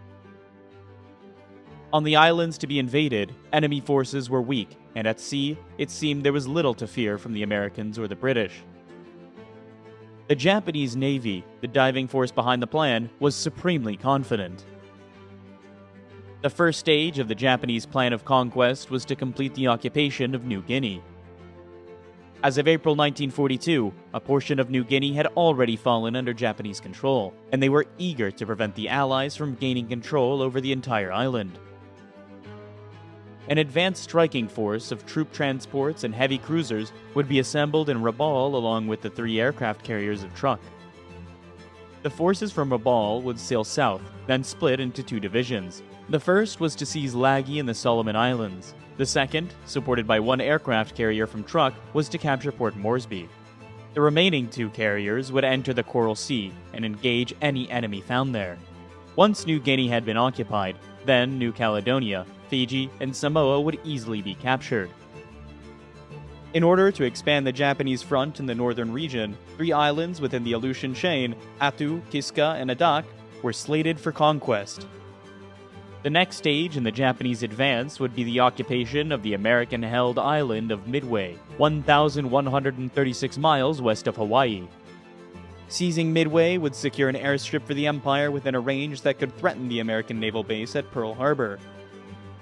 Although the capture of Midway would provide a vital stepping stone in any future action against Hawaii, the operation would also have another equally important objective.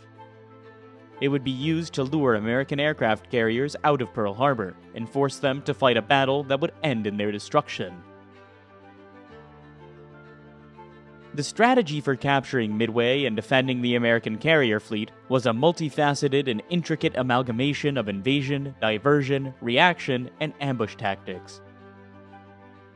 The first step in the Midway offensive would be the dispatch of a Japanese submarine fleet to set up to reconnaissance cordons, one 500 miles west of Pearl Harbor and the other between Hawaii and Midway. As the submarines assumed their designated positions, a Midway occupation force, comprising troop ships accompanied by a division of heavy cruisers, would depart from the Marianas and proceed northeast towards Midway. In order to incapacitate Midway's defenses and stage an ambush against the American carrier fleet, a formidable carrier strike force was organized, consisting of 4 aircraft carriers backed by battleships, heavy cruisers, and a robust destroyer screen. The carriers and their support would sortie east through the Bungo Channel. They would be followed by a main force of 6 battleships. In the northern region, a second task force comprising carriers and transports, escorted by cruisers, destroyers, and battleships, would launch an attack on the Aleutian Islands. The Aleutians' operation had a secondary purpose. It would divert the Americans from the impending attack on Midway, tempting them to send the carrier north. In order to intercept any U.S. warships dispatched from Pearl Harbor, the Japanese fleet would be strategically repositioned to lay in wait. To the south, the Japanese carrier strike force would approach within 250 miles of Midway and attack the airfield, hangars, and shoreline installations. The invasion would quickly follow. As the Midway landings were in progress, the carrier strike force and the main force battleships redeployed 500 miles from the island would lie in wait. Upon the departure of the American fleet from Pearl Harbor and their detection by the submarine surveillance perimeter around Hawaii, or the long-range reconnaissance patrols originating from the Marshall Islands, the Japanese carriers would move into engagement. The big guns of the main force battleships would then finish the remnants of American sea power in the Pacific. By the spring of 1942, the Japanese Navy code JN-25 had been partially broken by U.S. naval intelligence. However, the cipher was complex, and many messages still remained difficult to understand. Commander Joseph Rochefort was head of the Naval Communications Intelligence Unit at Pearl Harbor. It was Rochefort who finally succeeded in adding a piece of the cipher jigsaw, vital to the Midway operation. By early May, Rochefort had a strong suspicion that a major attack was being planned for Midway based on partially deciphered Japanese messages. However, obtaining confirmation was challenging, and alternative interpretations remained plausible. The code that the Japanese used to represent the island was unknown, but was supposed to be the letters AF. Rochefort designed a simple ruse, which was given the go-ahead by his superiors, prompting Rochefort to coordinate an urgent request from the island for a freshwater tanker. 2 days later, on the 12th of May, an American listening post picked up a Japanese radio message, AF is short of water. It was clear that the coded messages referring to an attack on AF meant that Midway was the true objective of Japan's coming operation. Already, the Japanese plan was fatally compromised. While the Americans would face a significant numerical disadvantage in the impending battle, the efforts of the code breakers at Pearl Harbor allowed them to make a more precise estimation of the likely date of the attack, narrowing it down to a range between June 4th and June 8th. Knowing that the Japanese invasion of the Aleutians was merely a feint, the Pacific Fleet could afford to concentrate its strongest naval force in the Midway area. Moreover, being aware that Japanese aircraft carriers would be positioned in ambush, the Americans could disregard the invading forces and concentrate their efforts entirely on targeting the enemy carriers. The United States had a precise asset in the island of Midway itself. Dive bombers, torpedo bombers, and even B-17s could be stationed there to attack the Japanese fleet. As an unsinkable airbase, the island held immense value as a contingency landing strip for carrier-based aircraft that might be damaged or running low on fuel. In addition, Midway had 2 old but powerful radars, which could be used to help detect and track Japanese attacks. The United States naval strategy to counter the Japanese operation at Midway was meticulously crafted to leverage every advantage held by the Americans. The American defense of Midway would hinge on the ability of 2 carrier task forces to find and destroy the Japanese fleet. Task Force 16, based around the carriers Enterprise and Hornet, would be the first to sail from Pearl Harbor. Task Force 17, with the carrier Yorktown, would follow 2 days later. All 3 carriers would rendezvous at Point Luck, 325 miles northeast of Midway.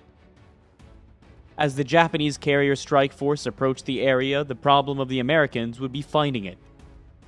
The radar systems on American carriers had a limited range of 150 miles. If the carrier's own reconnaissance patrols couldn't establish contact, the fleet would need to depend on long-range aircraft stationed on Midway Island. Midway's reconnaissance Catalinas would fly 700 miles out to sea in search of the Japanese. In the event that the enemy fleet was detected, the Catalina aircraft would shadow it until it entered the range of the Midway radar station.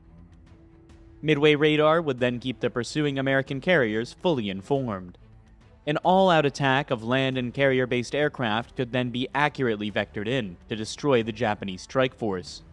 Admiral Isoroku Yamamoto, the architect of the strategy to defeat the United States Navy at Midway, assumed the role of Commander-in-Chief of the Japanese Combined Fleet in 1939. A dynamic and powerful personality, Yamamoto had little regard for the abilities of his superiors, and he was well aware that they were intimidated by his standing and his track record. Yamamoto's remarkable achievements as the orchestrator of the Pearl Harbor attack and subsequent Pacific triumphs granted him significant latitude in formulating and executing offensive strategies. Yamamoto's resolve to have his strategies adopted was so unwavering that he often resorted to threatening resignation if his plans were not embraced.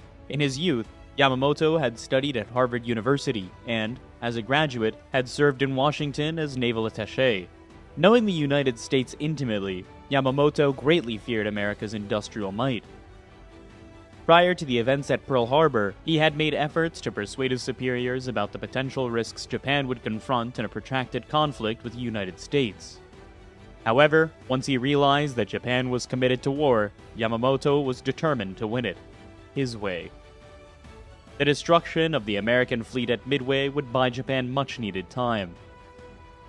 Yamamoto's aspirations centered on the concept of the Kasen Kantai, the pivotal and conclusive battle that would compel the Americans to engage in peace negotiations. He understood that a fleet engagement was a reckless gamble, but as an inveterate poker and shogi player, he was convinced that the only possibility of a victory lay in staking everything on just one card.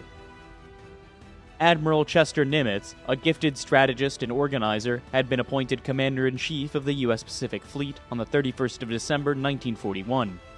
Immediately after the Japanese raid on Pearl Harbor. Nimitz held the belief that the tragedy at Pearl Harbor was not attributable to incompetence, and his subsequent policy of keeping all officers in their positions significantly boosted morale within the American Pacific Fleet. Nimitz's personable style of management plus a remarkable gift for trusting subordinates to do their jobs without interference would prove crucial in the battle ahead. Following the Pearl Harbor attack, it was Chester Nimitz who recognized that the era of the formidable battleship armed with big guns was coming to an end. He understood that the future striking power of America's Navy would be centered around the aircraft carrier. While under Nimitz's direction, America's carrier building system was accelerated, for the moment, he would have to make do with what he had, just 4 aircraft carriers and their support ships. In spite of his slender resources, Nimitz would stick to the tactical doctrine he had always advocated. For aircraft carriers, attack is the best form of defense. To the Japanese Navy, the outcome of the forthcoming battle was never in doubt. So far, the war had yielded an unbroken string of successes, and the certainty of victory was shared by all ranks. The confidence was so high that some flag officers harbored a genuine concern that the Americans might be hesitant to engage in combat and choose to remain within the secure confines of Pearl Harbor. One advanced seaplane squadron even sent a signal to its headquarters, requesting that all future mail should be directed to Midway. The results of war games simulating the coming battle were also ignored. When a scenario of this nature led to the involvement of American bombers from Midway Island and the subsequent destruction of 2 Japanese carriers, the final outcome was deemed unacceptable and was overridden by the imperial authorities. For the massive undertaking that would expand the Japanese Empire and destroy the U.S. Navy in the Pacific, Japan could muster almost its entire combined fleet. All 9 of the fleet's battleships, along with 11 carriers, could take part in the coming operations. Of these, 4 carriers eventually participate in the Battle of Midway. Akagi, or Red Castle, was laid down as a battlecruiser in 1920. 2 years later, she was converted into an aircraft carrier. In 1934, Akagi was extensively modified to accommodate 30 more aircraft, taking her battle complement to 91. Akagi was only one of 2 carriers ever built, with the bridge on the port side. Kaga, or Increased Joy, was originally laid down as a battleship, but in 1924, work began to convert her into a carrier. She was completed in March 1928. Later, Kaga's triple deck was replaced by a much-lengthened single deck and a major refit. Her aircraft capacity was raised from 60 to 90. Soryu, the Green Dragon, was launched in December 1935. Built under the limitations of the Washington Naval Treaty, Soryu was small and cramped. Nevertheless, she could still carry 63 aircraft. And the design was so successful, she was the model for the nearly all later Japanese carriers. Hiru, the Flying Dragon, like Akagi, had her bridge on the port side. Because of the universal tendency of pilots to veer to the left in emergency, the design caused many more landing accidents. Hiru was, however, very much more seaworthy than her predecessors. Her complement of aircraft was 63. The Mitsubishi A6M0 fighter was the most potent and visible symbol of Japanese prowess in the Pacific War. Purpose-designed as a Navy fighter to operate from land bases and aircraft carriers, the Zero would acquire an awesome reputation. The Zero had a remarkably clean airframe and was very light in weight. The result was high speed and excellent fuel economy. However, these advantages were achieved at the expense of pilot protection. The Zero had no armor and no self-sealing fuel tanks. More Zeros would be built than any other Japanese aircraft. The Aichi D-3A Val 2-seater was the first all-metal monoplane dive bomber to enter Japanese naval service. In the hands of experts, the Val was a formidable weapon, realizing an 80% strike accuracy during the early Japanese conquests. The aircraft was constructed with such robustness and maneuverability that even with the fixed undercarriage, it could transform into a highly proficient fighter once it had released its bombs. Although the Nakajima B-5N Kate was slow and poorly protected, it was at the time of Midway the best aircraft of its type in the world. On its introduction in 1937, it had boasted many advanced features such as folding wings, a retractable undercarriage, and integral wing fuel tanks. Effective as a conventional bomber, as a torpedo bomber, the Kate was devastating. The aircraft was armed with the excellent Type 91 torpedo. The Type 91 could be released at a speed of 200 miles an hour and from an altitude of up to 300 meters, providing valuable protection against anti-aircraft fire. The naval pilots preparing for New Guinea and Midway operations were seasoned veterans of the attack on Pearl Harbor. They had gone to fly on combat missions in the Pacific and Indian Oceans. For Japanese pilots, the intervals between combat operations were entirely taken up by training. The motto was, train hard, fight easy. Japanese determination to achieve the highest standards in Navy flying had not come without a price. Pilot training was lengthy and expensive. Only 100 naval pilots graduated annually from the training schools, which proved insufficient to meet the continuous demands imposed on Japanese carrier forces since the war began. There had been no leave for Navy aircrew.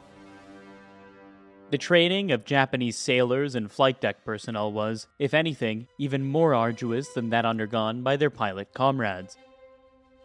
These men were conscripts, toughened by rigorous discipline and relentless battle training that ensured that a ship could be swiftly prepared for action stations, and a full strike force could be launched within 5 minutes. During the heat of battle, a flight could be rearmed, refueled, and airborne again within 1 hour. Although the combat readiness of Japanese sailors and airmen was unsurpassed, there was an underlying weakness in the Navy's preparation for the coming operations. Before Pearl Harbor, aircrew had been able to practice 4 bomb runs a day, and dive bombers had been expected to score 80% hit rates or better. There had also been extensive fleet maneuvers. Now, amidst the exacerbated fuel shortages that ignited the war, maneuvers and bombing practice faced even stricter limitations. At Midway, the consequences for the Imperial Navy would be nothing short of catastrophic. Soon after the attack on Pearl Harbor, it had become clear to senior American naval commanders that although the damage done was severe, it was far from the fatal blow the Japanese had intended. The Pacific Fleet's priceless aircraft carriers had escaped. The Japanese had been unsuccessful in their attempts to obliterate the ship repair yards, and they had overlooked the fuel depots at the bases, leaving substantial oil reserves untouched. In spite of Japanese efforts, Pearl Harbor still played host to a powerful American naval presence. Hawaii was the base for the United States' 3 Pacific Fleet carriers, plus 1/4 transferred from the Atlantic Fleet. Each carrier was supported by its screen of up to 2 heavy cruisers and 5 destroyers. Nearly 20 submarines protected the waters around Oahu and Midway Island. Due to Admiral Nimitz's conviction that the Japanese Navy's overwhelming superiority made it one-hit-run tactics feasible, the sluggish Pacific Fleet battleships were excluded from any role in the forthcoming operation. Those that had been repaired after the Pearl Harbor attack were sent to San Francisco to patrol the west coast of the United States. Everything would now depend on the speed and long-range hitting power of the American carriers. All three of the carriers that would take part in the Battle of Midway were the Yorktown class. Commissioned by October 1941, the ships were Yorktown, Hornet, and Enterprise. Although slightly slower than its Japanese equivalent, the Yorktown class was capable of carrying an extra 20 aircraft. Yorktown carriers were notable for their advanced damage control systems. In order to reduce the risk of firing during an impending enemy attack, aviation gas fuel lines could be filled with carbon dioxide. The carrier's decks were also specially designed for combat conditions. The flight deck was unarmored and constructed with 6-inch planks of teak, more easily repaired than metal and less likely to cause severe splinter wounds to crewmen. Unlike the Japanese carriers, the Yorktowns were all equipped with radar, which could detect aircraft flying up to 30,000 feet and at a range of over 100 miles. While the Lexington would not participate in the Battle of Midway, it would assume a crucial role in the earlier engagement, the Battle of the Coral Sea. Lexington had been laid down as a battlecruiser in 1921 and converted during construction. She emerged as America's first fleet carrier and one of the largest aircraft carriers in the world. Because Lexington was a very early design, her available deck and hangar space was not efficiently used, and her aircraft complement was a modest 63. Originally conceived as a biplane carrier fighter, the Grumman Wildcat was redesigned as a mid-wing monoplane during the planning stages. The aircraft entered U.S. Navy service in 1939 and was manufactured first by Grumman and later by General Motors. Powered by a Wright Cyclone 9-cylinder radial engine, the Wildcat was slower than its opposite number, the Zero. Nonetheless, its exceptional maneuverability, formidable 6-gun armament, effective armor, and robust construction meant that the Wildcats could frequently endure battle damage that would be catastrophic for any other fighter. Nearly 8,000 Wildcats would see service in World War II. From its introduction in June 1940, the Douglas Dauntless was one of the most important American combat aircraft of the war. In the first half of 1942, the Dauntless saw more action than any other type. The Dauntless was a dive bomber with heavy armor, a bulletproof windscreen, and self-sealing fuel tanks. It was powered by a 9-cylinder Wright Cyclone radial engine. Because of its great stability in flight, the aircraft was known affectionately to its pilots as the Barge. When it first entered service with the U.S. Navy, the Dauntless was the best carrier-based dive bomber in the world.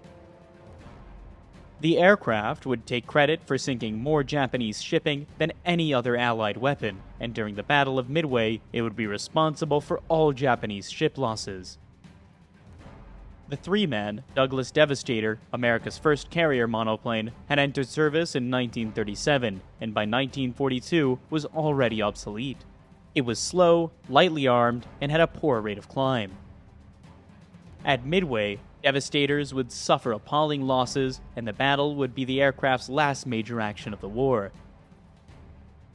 The Grumman TBF was initially conceived as a replacement for the Devastator, and despite its rapid design process, it would ultimately establish itself as the most successful torpedo bomber of World War II. The TBF was a robust and powerful 3-seater aircraft. It was the first American naval warplane to mount a power-operated turret, and the only to carry its torpedo internally. The TBF entered service in early 1942, but only 6 were available for the Battle of Midway. All were stationed on Midway Island. It would be the TBF's first combat action, and in the memory of the men lost during the battle, the aircraft would afterwards be renamed the Avenger. The consolidated PBY Catalina would become one of the most successful flying boats of World War II, and the most numerous flying boat ever.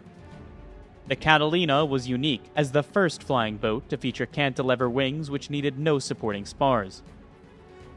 It also had established floats, which could be retracted to form the wingtips in flight. The resulting aerodynamic efficiency made for speed and long range. After the first 4 marks of the PBY flying boat, the aircraft was fitted with retractable tricycle landing gear to give it an amphibious capability. While capable of carrying a substantial bomb load, it was the long-range reconnaissance capability of the Catalina that proved to be invaluable to the Americans during the Battle of Midway. Catalinas would also save the lives of many ditched American flyers. The B-17, a 4-engine heavy bomber, had first entered service with the United States Army in June 1939. Despite the aircraft's later fame as a strategic bomber, its original specification was actually for a long-range anti-shipping weapon, a role it would indeed fulfill during the Battle of Midway, driven by political considerations. The B-17E fully lived up to its designation as a flying fortress, intended to operate in self-defending formations. The B-17E mounted 2 hydraulically operated turrets, one of them a retractable ball underneath the aircraft. Altogether, the fortress carried 11 machine guns and was fitted with self-sealing fuel tanks and extensive armor. Despite its size and power, the B-17 had a low wing loading, making it more likely to return its crew home even when sustaining heavy combat damage compared to other aircraft of its class. In the Battle of Midway, 19 B-17s of the U.S. Army Air Force would operate against the Japanese. To extend their range, they would carry extra fuel tanks and half their normal bomb load. The Japanese attack on Pearl Harbor had united the American people at a single stroke. Military and civilians alike shared a bitter resolve to see the Japanese totally defeated. Across the country, hundreds of thousands flocked to the recruitment centers. The impact of the Japanese attack had been particularly deep felt by the personnel of the United States Navy, and this humiliation had infused even the most routine training exercises with extraordinary level of intensity. Unlike the Japanese, whose trainee naval pilots were an elite selected at 14 years of age, the Americans recruited from a much wider segment of the population. In the United States, there were far more suitably educated recruits with the right mental and physical qualities for a carrier pilot. On America's entry into the war, the training schools were easily expanded without any appreciable fall-off in quality. After 3 months of elementary flying instruction, the aspiring naval pilots spent another 3 months in basic Navy training. Periods at 2 more flight schools were followed, and only the best were selected for training as carrier pilots. Despite the high quality of U.S. Navy flight training, American carrier pilots would enter combat with significantly less flight experience, having amassed just over half the 700 hours of flying time achieved by their Japanese counterparts. They had also, as yet, seen little combat. Some of them had participated in raids on the Gilbert and Marshall Islands, primarily organized for training and morale-boosting purposes rather than significant strategic objectives. These actions, however, were relatively minor and encountered minimal serious opposition. As for the flight deck crew, American performance was at least as effective as the Japanese. The men were just as capable of launching a wave of strike aircraft within 5 minutes. Where the Americans did have a real edge on the enemy was in damage control. Damage control parties were highly trained in their duties, and their ability to deal with fire, the greatest threat to any warship, was unsurpassed. During the Battle of Midway, the comparative damage control abilities of each side would emerge as a crucial determinant in shaping the battle's outcome. By late April 1942, preparations for the Japanese campaign were well underway. Naval facilities at the port of Rabaul had been greatly expanded, and thousands of troops had been assembled, ready for the conquest of New Guinea and Tulagi. The troops' transports were ready to sail, along with the escorts of cruisers and destroyers. The Japanese anticipated little opposition on Tulagi, and once the island had been captured, the Port Moresby assault would follow. In both cases, the Japanese expected that surprise would be on their side. As the 3 Japanese aircraft carriers, which had gathered for their mission, readied themselves to carry out their jobs, one to escort the Port Moresby invasion force, and the other 2 to assume positions in the Coral Sea, the Americans acted decisively. A task force based around the carriers Yorktown and Lexington was sent racing to intercept the Japanese. On May the 1st, south of the Solomon Islands, the carriers rendezvoused with a powerful force of Australian cruisers. The stage was now set for the Battle of the Coral Sea, marking the initial engagement in an epic confrontation that would ultimately alter the course of the Pacific War. The capture of the island of Tulagi on May the 3rd, 1942 was, as the Japanese expected, simply a matter of dropping anchor and disembarking the troops. Tulagi's tiny garrison of Australians had already been evacuated. The first blow in Japan's great campaign of expansion had apparently gone strictly to plan. Unbeknownst to the Japanese, the American carrier Yorktown with Admiral Fletcher aboard had received intelligence regarding the deployments in Tulagi and was already underway, heading north. At 7 a.m. on the morning after the Tulagi landings, Yorktown struck. 40 of Fletcher's aircraft were launched against the Japanese fleet and the occupation force. In little over an hour, the American bombers and torpedo bombers had sunk or damaged the destroyer, 3 minesweepers, a number of landing craft, and several seaplanes. For the Japanese, it was the first unsettling evidence that American carriers lurked in the area. On already the second day of operations, events were already taking an ominous turn. By the following day, Yorktown and her escorts had already to rendezvous with Lexington. The 2 escort groups now merged to form a single screen around the carriers. They had joined forces only just in time. The Japanese carriers Chokaku and Zuikaku had entered the Coral Sea, and the 2 fleets were now just 70 miles apart. On the morning of May the 7th, the American carrier task force with Lexington and Yorktown was cruising on a northwesterly course. The Japanese carriers Shokaku and Zuikaku were sailing on parallel course. Each fleet was unaware of the other's presence. American scout planes sent to the northeast failed to find the Japanese carriers, but as soon as they heard, the Americans launched a strike force of 93 aircraft. In fact, the ships sided with the cruisers and destroyers of the New Guinea invasion force. But soon after, the Shoho was spotted only 25 miles away, and the attack was redirected. Shoho was hit by 13 bombs and 7 torpedoes. She sank within minutes. For the Imperial Navy, the loss of Shoho was deeply traumatic. So shocked were the Japanese commanders that the invasion of Port Moresby was immediately cancelled and the troop ships returned back to Rabaul. On the American side, there was jubilation. A pilot's radio report of the Shoho sinking, Scratch 1 flat top, would become one of the most famous signals of the Pacific War. After the sinking of the Shoho, Admiral Fletcher did not immediately launch another strike against the Japanese invasion fleet. To attack the carriers Shokaku and Zuikaku was his main objective, and in any case, the Japanese might themselves attack, and he would need his air defense at full strength. As the day advanced, a weather front closed in on the Japanese carriers. Nevertheless, the strike force commander, Admiral Tagaki, was determined to destroy the Americans before they could inflict yet more damage on the retreating Japanese invasion fleet. Choosing his best night flyers, Tagaki launched his attack in the late afternoon. The aircraft would have to return and land in darkness. The Japanese raiders, in spite of the poor weather, passed close to the American carrier group. The Americans, with the benefit of radar, easily detected the enemy formations and vectored their fighters to intercept. In a series of vicious dogfights, 10 Japanese aircraft were shot down.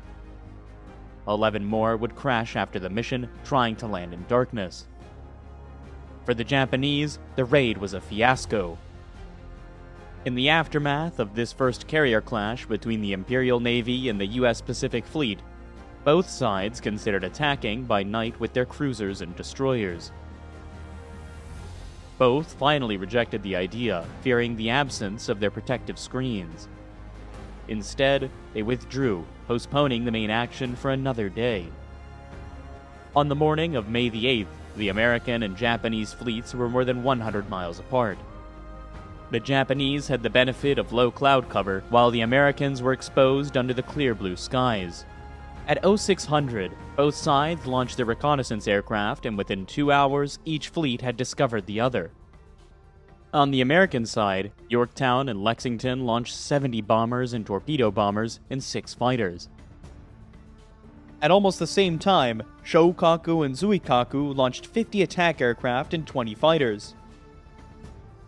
Although the Japanese carriers were close together, Zuikaku was hidden by a cloud, and it was Shokaku who fell victim to the Americans. She was hit by 3 bombs and so badly damaged that she would later be unable to recover her aircraft. Most would be forced to ditch into the sea. The American carriers, using their radar, detected the approaching Japanese raiders 70 miles away. 12 Wildcat fighters were scrambled, but only 3 reached a high enough altitude to attack, and no Japanese aircraft were destroyed. Yorktown was first to be hit. A single bomb found its target. The next victim was the larger and less maneuverable Lexington. 2 bombs struck her deck, inflicting minor damage. But far more seriously, 2 torpedoes impacted her port side. Even after the Japanese bombs and torpedoes had struck, Lexington continued to fight. But soon after the battle, she began to list to port. By pumping oil from one side of the carrier to the other, the crew managed to right the vessel, and she was soon capable of maintaining 24 knots. It looked as if Lexington might be able to reach home under her own steam. However, at 14:45, an explosion ripped through the carrier, and soon fires were raging out of control.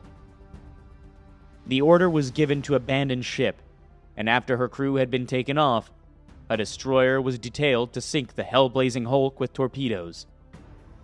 38 aircraft were still on board. The destruction of Lexington meant that the Battle of the Coral Sea was a tactical victory for the Japanese.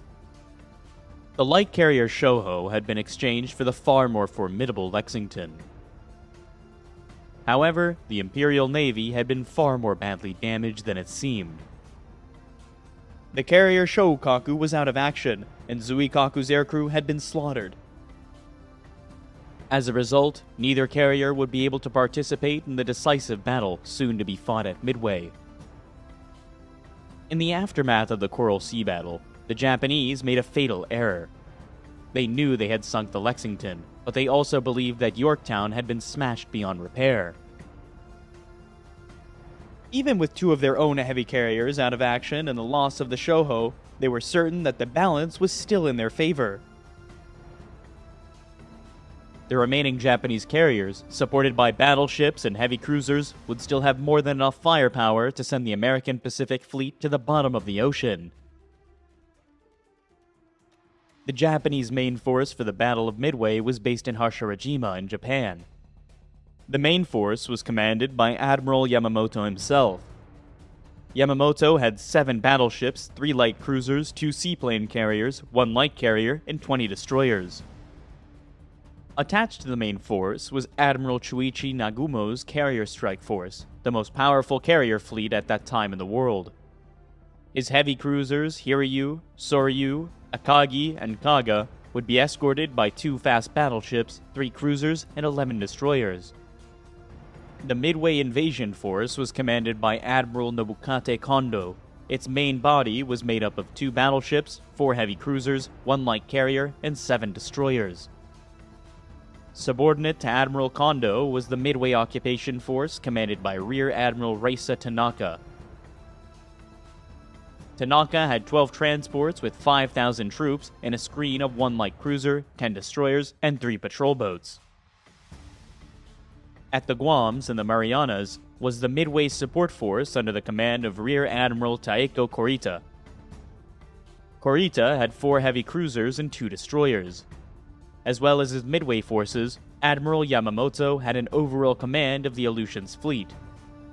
based in the anchorage of Ominato in the northern island of the Japanese homeland. The northern force was made up of a carrier striking force with 1 heavy and 1 light carrier, 2 cruisers, and 3 destroyers.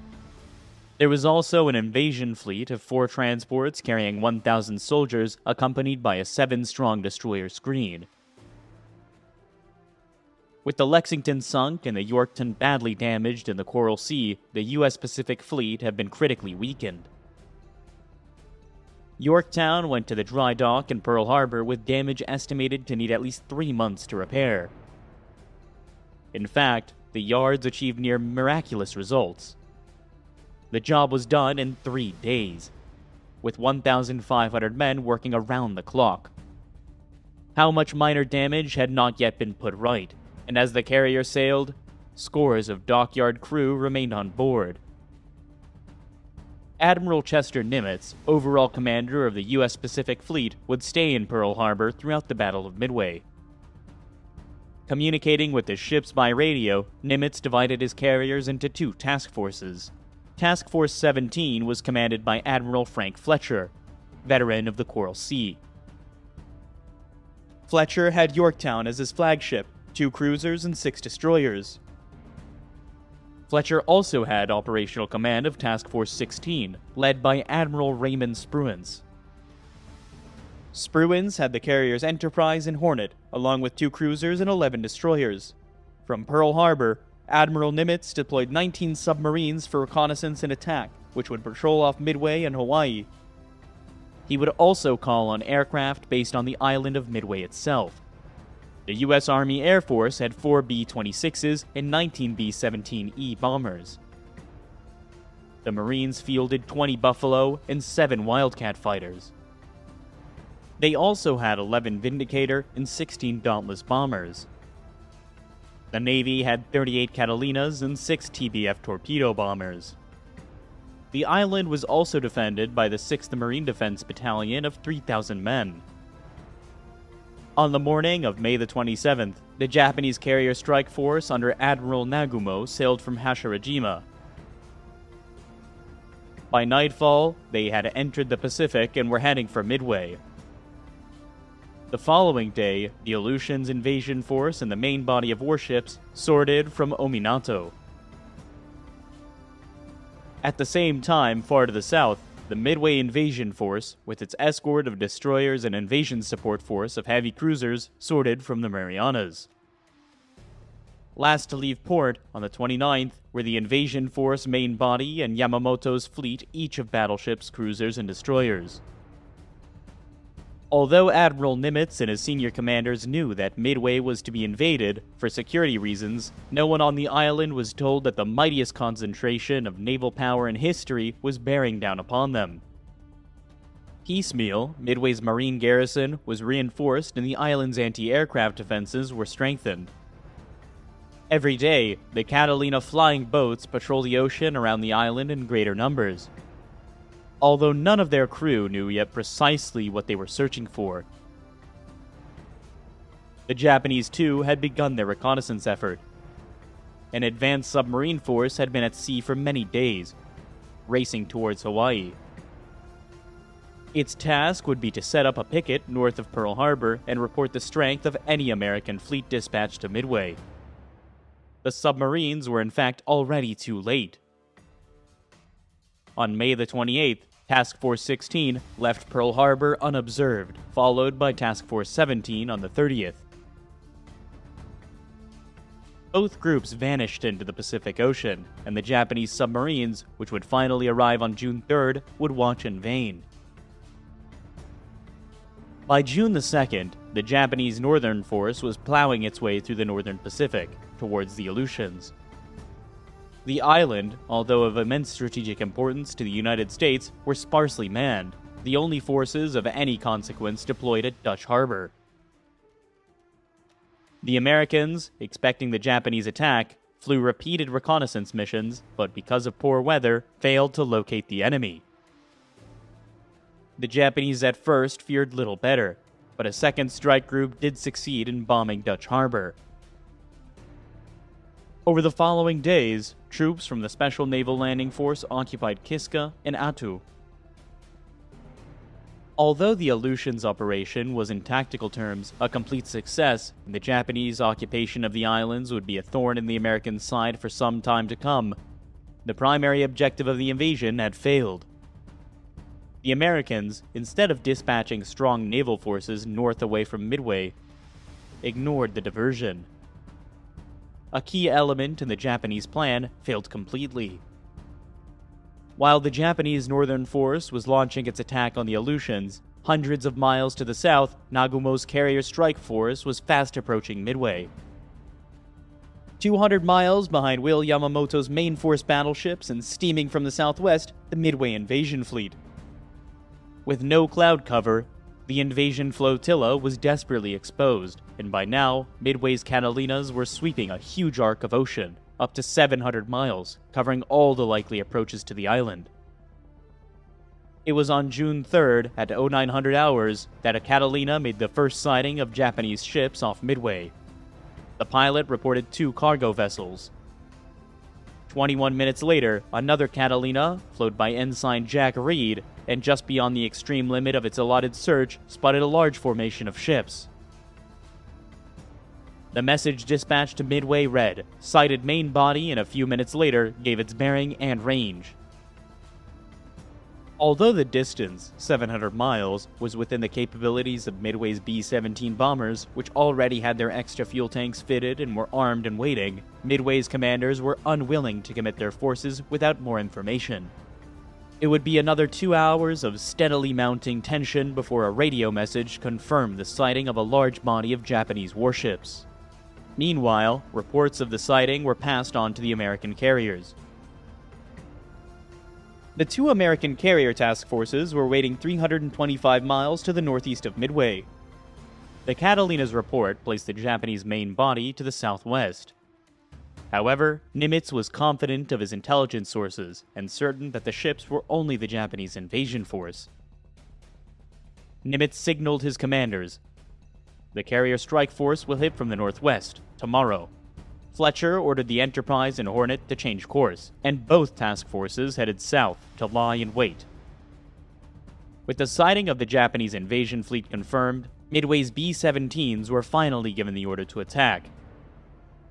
At 12:25 hours, 9 bombers lumbered down the island's runway to launch the first attack of the Battle of Midway. It would take over 4 hours for the B-17s to reach the enemy fleet and begin their high-level runs. Because of their extra fuel tanks, the fortresses were carrying only 36 500-pound bombs between them. None struck home. From altitude, the effects were hard to judge, and the crews reported hits on 6 vessels, including 2 battleships. In the aftermath, the U.S. Army Air Force would claim a major victory for land-based high-level bombers. Throughout the night of June the 3rd, the atmosphere on Midway was tense, but confident. The reports of B-17 crews were encouraging.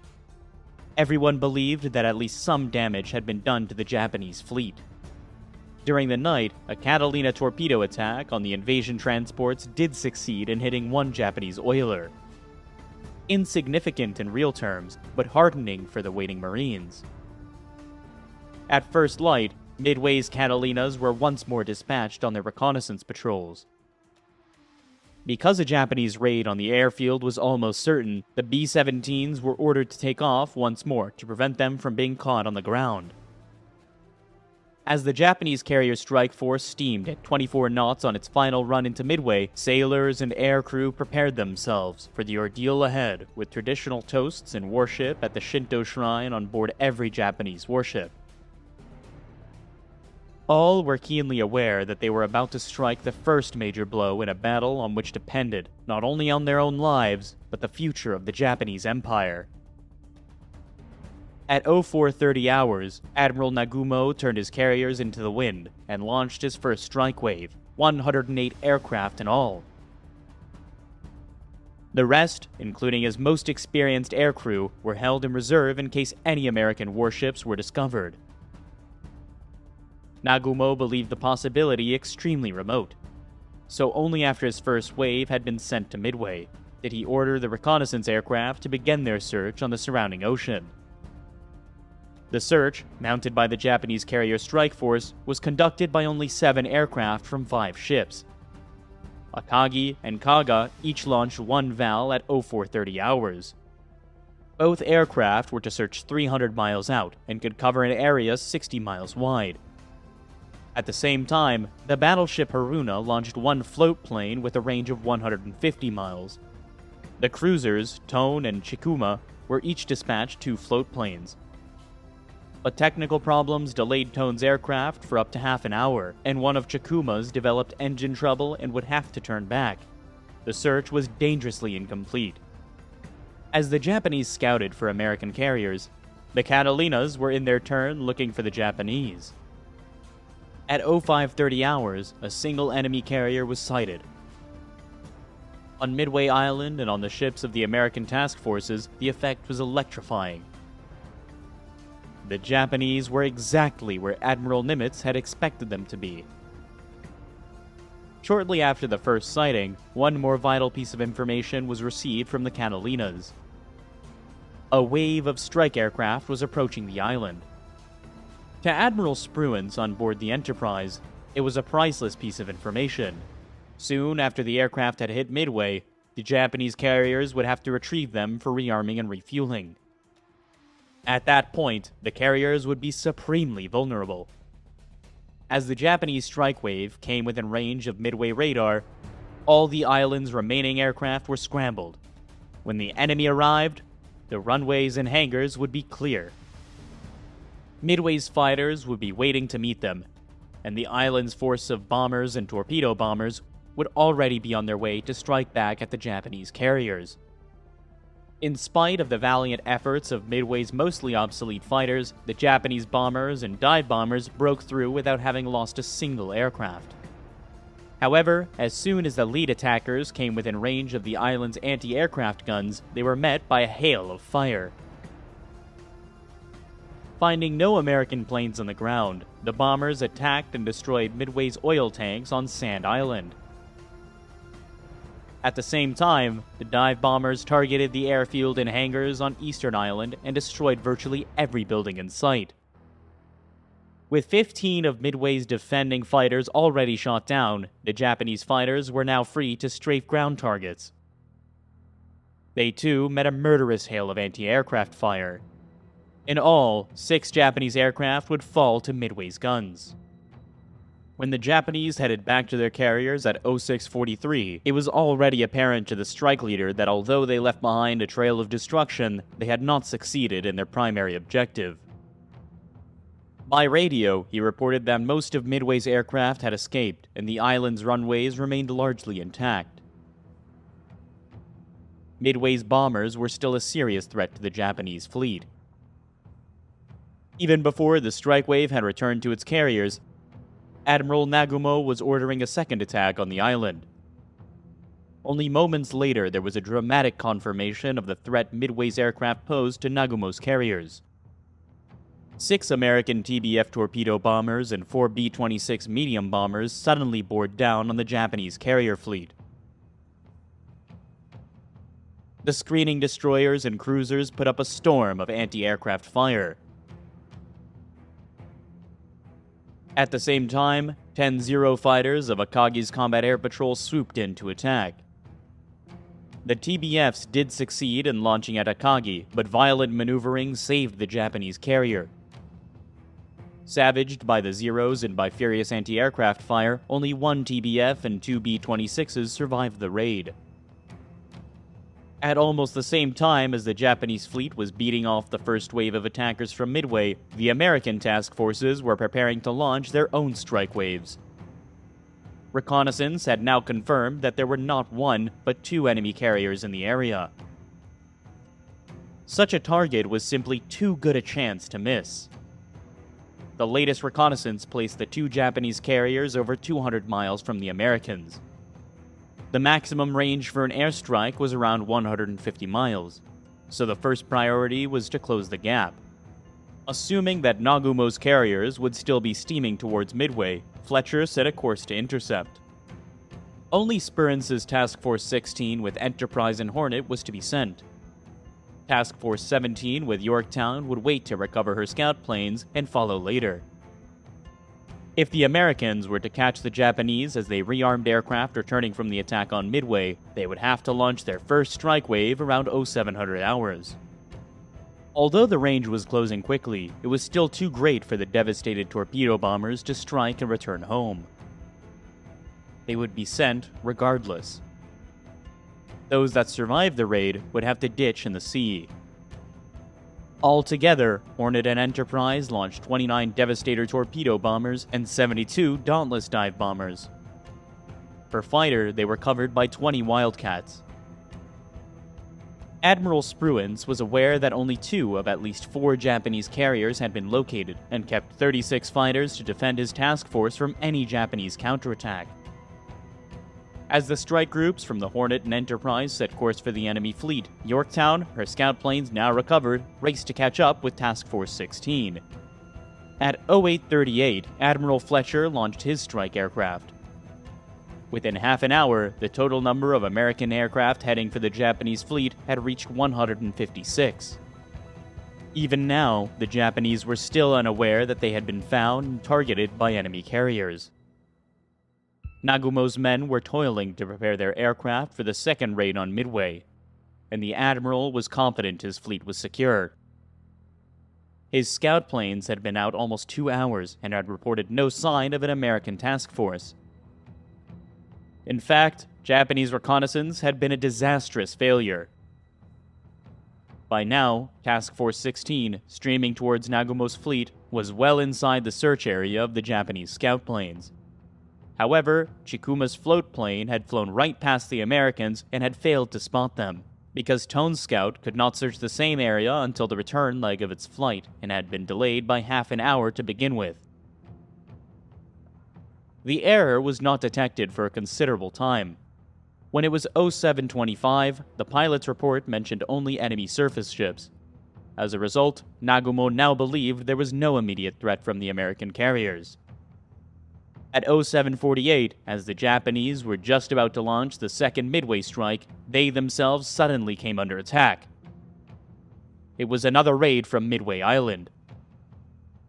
First came 16 Dauntless dive bombers, whose inexperienced pilots approached in a shallow glide. The Zeros of Nagumo's combat air patrol destroyed half their number before they even reached the carriers.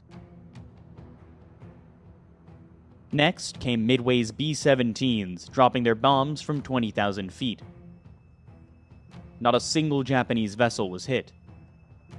Midway's Marine Vindicators were equally unsuccessful.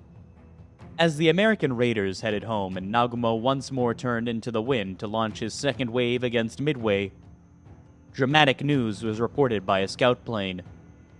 The pilot had spotted a carrier. For Nagumo, the revelation could not have come at a worse moment. While the Japanese second wave was preparing to launch, Nagumo's first wave just returned from Midway was cycling, waiting to land, also waiting to refuel and rearmed with the fleet's 0 fighters, which had been in action protecting the carriers. If Nagumo were to launch his second wave against the reported enemy carrier, they would have to go without fighter cover. Nagumo decided to wait. He would return his second wave below decks, recovering his circling aircraft for refueling, then launch a full-scale attack on the American fleet.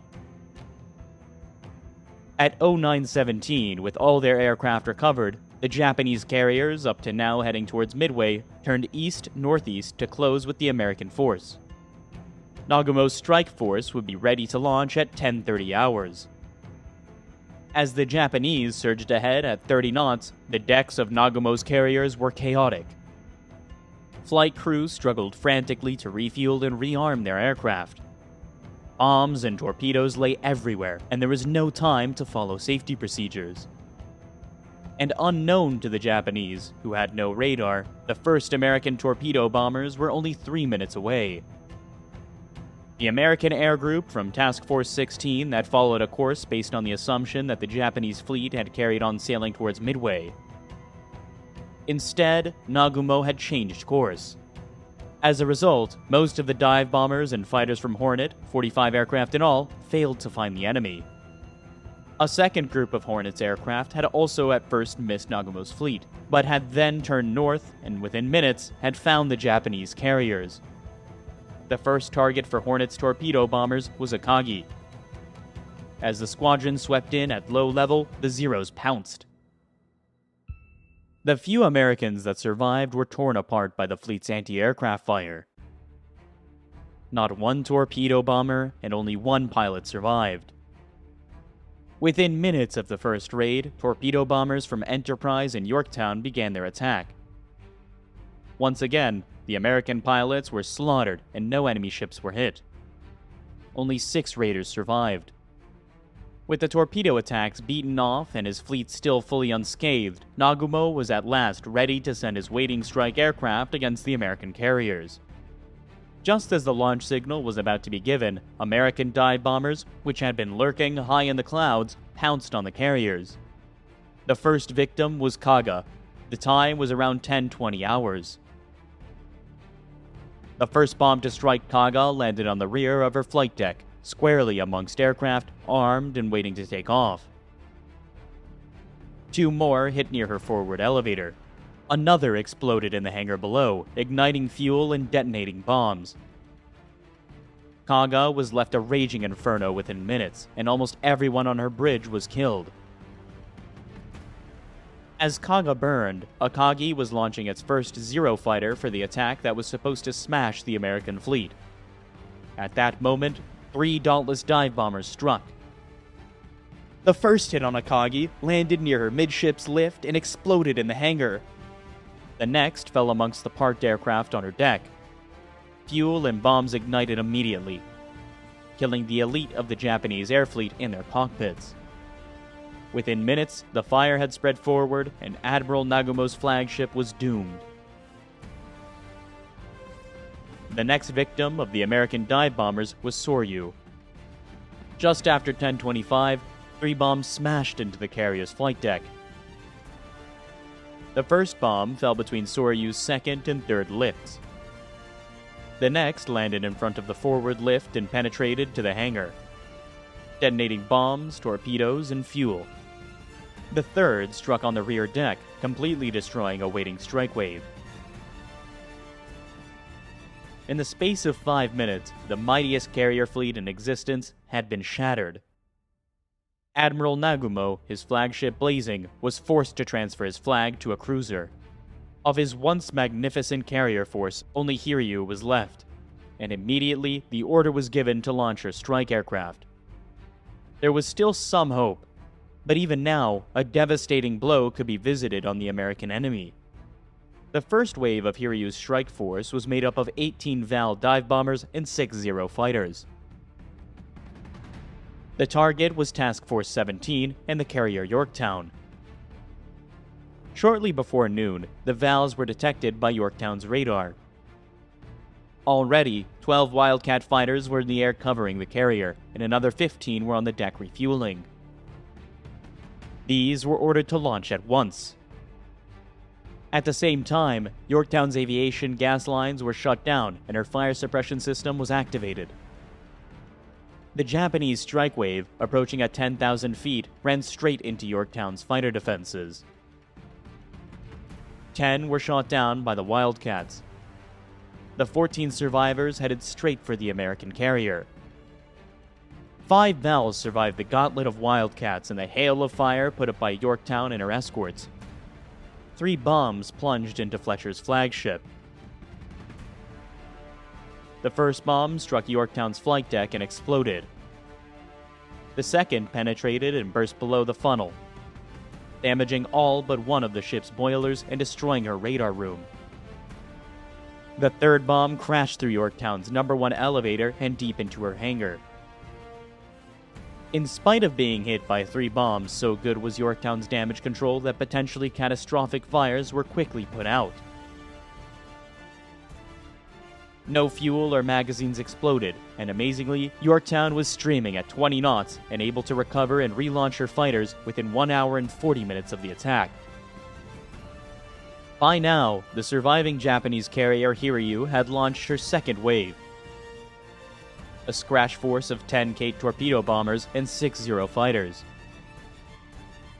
Once again, American Wildcats savaged the raiders, but 9 torpedo bombers survived and swept into the attack.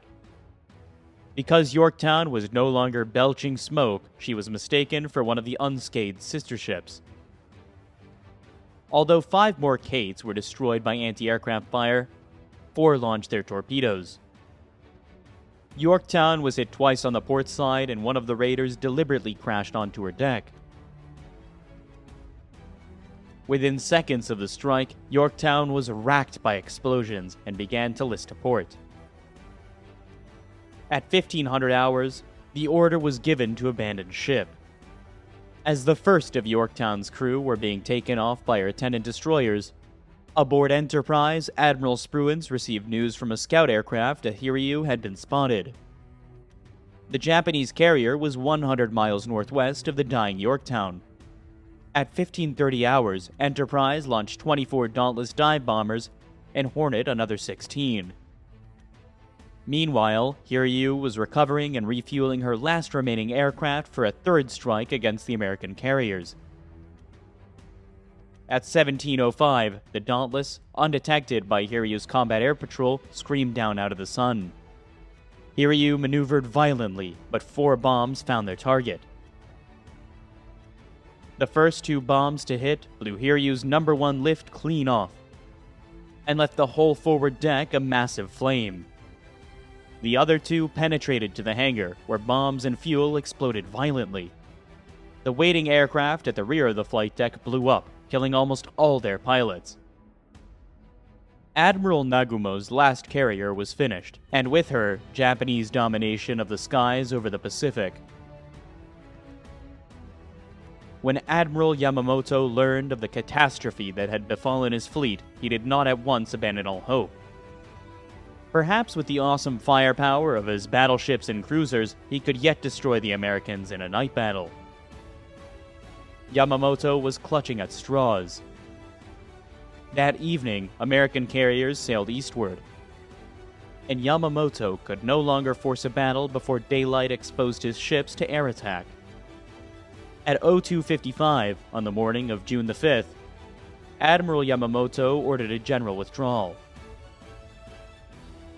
On the morning of June the 6th, strike waves from the Enterprise and Hornet added to the American tally of 4 Japanese carriers by sinking 1 cruiser and damaging another. With them, the number of Japanese dead rose to 3,500 men. On the American side, the cost of victory was the carrier Yorktown, finally sunk by torpedoes from a prowling Japanese submarine, and the destroyer Hammond that had been lying alongside. In all, 307 aircrew, sailors, and Marines had died. For the United States, the Battle of Midway would prove the turning point in the fight against Japan.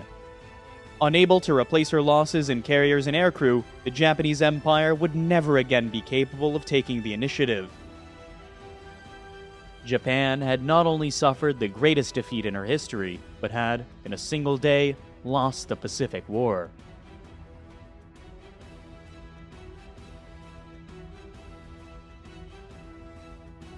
With America and the Soviet Union engaged in a massive arms race, both sides are eager to acquire the technology that will give them a distinct advantage over the other. Bombers, missiles, nuclear-powered submarines, and satellites launched into space are all highly sought after during a period where the entire world could be obliterated with the flip of a switch. During this weapons race, Nazi scientists are brought over to both sides of the curtain, where the weapons that at one time were to be used against them are studied and developed further in order to produce a checkmate against the opposing power. The names Werner von Braun, Walter Dornberger, and Hermann Oberth are usually mentioned when this topic in history is discussed.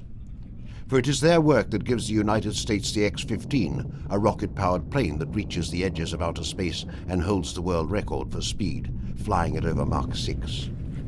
The X-20 Dynamic Soarer, a futuristic space plane that is to be used for multiple purposes, including the bombing of the Soviet Union from outer space.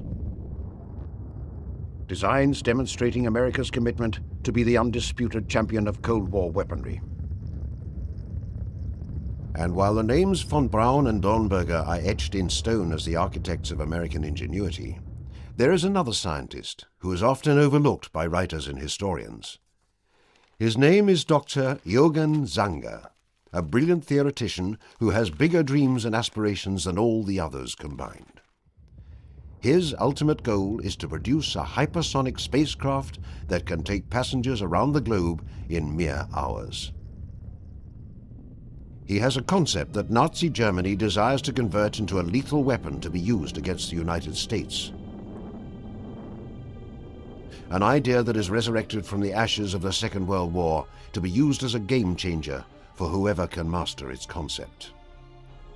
This is the story of Dr. Eugen Sanger, one of Hitler's spacemen.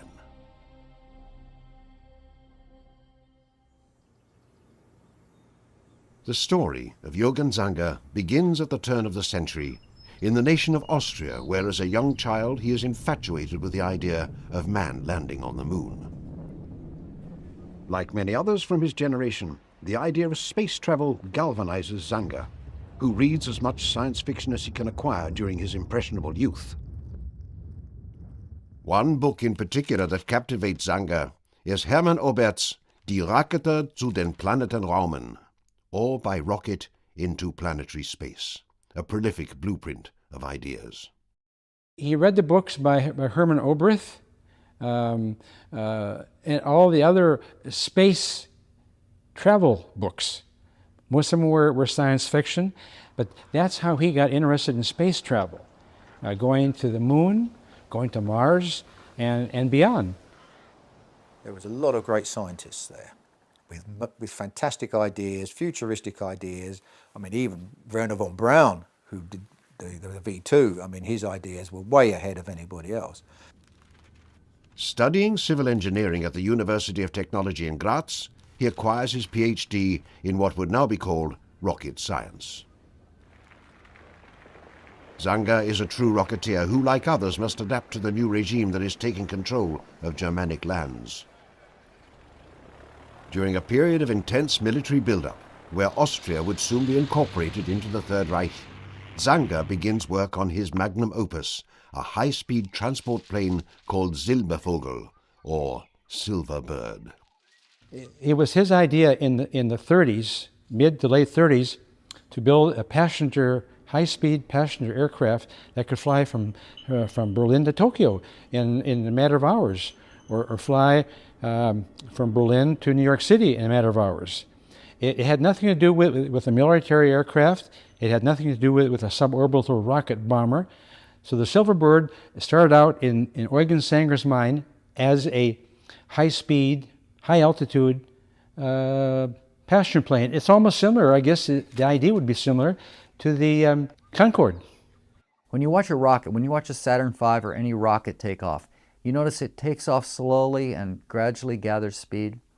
Well, this is because the most energy in that is involved, more energy than any other aspect of that flight is involved in takeoff. So if you could find a way to make that ramjet, this huge ramjet engine and this huge bomber, take off without using any onboard fuel, you'd really have something there. There was a debate among the German and Austrian rocket enthusiasts about whether you would use a pure rocket to launch you into space or whether you would use some combination of the airplane and the rocket, using a winged vehicle. So his Silverbird was an idea that he had, was one of many iterations of an idea for this kind of hypersonic or even orbital rocket plane. It is a revolutionary concept. A vehicle capable of taking passengers from Berlin to Tokyo in mere hours by bouncing off the Earth's atmosphere. Gravity would eventually want to pull it down. And so what Sanger would do, he'd fire up his 100-ton rocket engine, and he would dive down to about 25 miles altitude, where there's a very dense layer of atmosphere. Now, once this aircraft hit that dense atmosphere, it would bounce off of that, and it would be reflected back up again. It'd be like a child throwing a flat stone across the lake. It bounces along, skipping along. That would be the same principle for Sanger's Silver Rocket. Eugen Sanger developed a concept where you would launch a bomber, a manned bomber, into the stratosphere, into the high reaches, near reaches of space. And then you would re-enter the atmosphere and bounce back up and bounce back down, up and down. And they calculated that you could easily circle the world doing this with their 20-ton thrust Sanger ramjet engine. While Sanger is not a man of war, his nation is on a path to war. With all of these guys, you face the same issue that they are space enthusiasts, but they're also nationalists. They're also, in some cases, quite Nazi in their beliefs. So there was no contradiction between their space enthusiasm and being asked to work on rockets as weapons. They saw, on the one hand, rocket weapons, whether it be rocket plane or pure missile, as duty, contribution to the nation, contribution to the Third Reich. At the same time, they saw it as a stepping stone to going into space. So they really didn't see much of a contradiction, if any, at all, between the two. And very soon, Hermann Göring, the head of the Luftwaffe, a man who will be responsible for Germany's aerial arsenal against the Allies, begins to take a serious look at the possibility of turning the Silbervogel into a deadly state-of-the-art weapon. The Third Reich was only interested in weapons. The space ideas are all very nice and exotic, but they funded Sanger, they funded von Braun and others because they wanted weapons. They were out to conquer the world, and they needed the weapons to do it. Although the United States presents itself as a neutral nation, their President Franklin Roosevelt is sympathetic to the nations of England and France. And as the 1930s come to a close, it is almost inevitable that America will enter the war one way or the other. Unfortunately for the Nazis, there is no available aircraft in their arsenal capable of reaching the United States and back to deliver a fatal blow. By 1939, the best means available is Germany's U-boat fleet, who, when given the call, will engage in unrestricted submarine warfare against America's shores. Traditional aircraft, known as the America bombers, are being designed and built on the fatherland during the war, but remain a giant question mark in terms of range and payload. In a country with a fascination for wonder weapons, spending enormous sums of money on ideas and concepts that in the end may not be realistic at all, it is only natural that Sanger's grand vision is given the green light by German war planners. When he started working for the Luftwaffe in the late 1930s, I think he looked for a way to sell this idea. The Silverbird was supposed to be a skip bomber, a hypersonic vehicle that would be launched probably from a sled. It would go into a suborbital trajectory, and it could extend its range around the world by essentially skipping off the atmosphere like a rock. A group of rocketeers are organized and funded by Göring, with research and development to be done at the Hermann Göring Institute, located north of Hanover. Hermann Göring was involved in rocketry, and he saw what the Army was doing with the V1, the V2, and he said, "Hey, I think I should be involved in this as well." So he started his own group of rocketeers, men who he could find who hadn't been picked up and picked over by Dornberger. So he started to invent and manufacture power plants, and these were in rocket and pulse jets. And from that, he also designed mini fighters with pulse jets, which then led to the idea that perhaps, we could actually go into the atmosphere and have long distances and bomb United States or whatever. It is there where Sanger and his future wife, Dr. Irene Brett, a brilliant mathematician, begin working on the Silbervogel. On paper, the aircraft is to be launched from a 2-mile-long sled track where rockets will push the Silverbird to over 5,000 feet in altitude.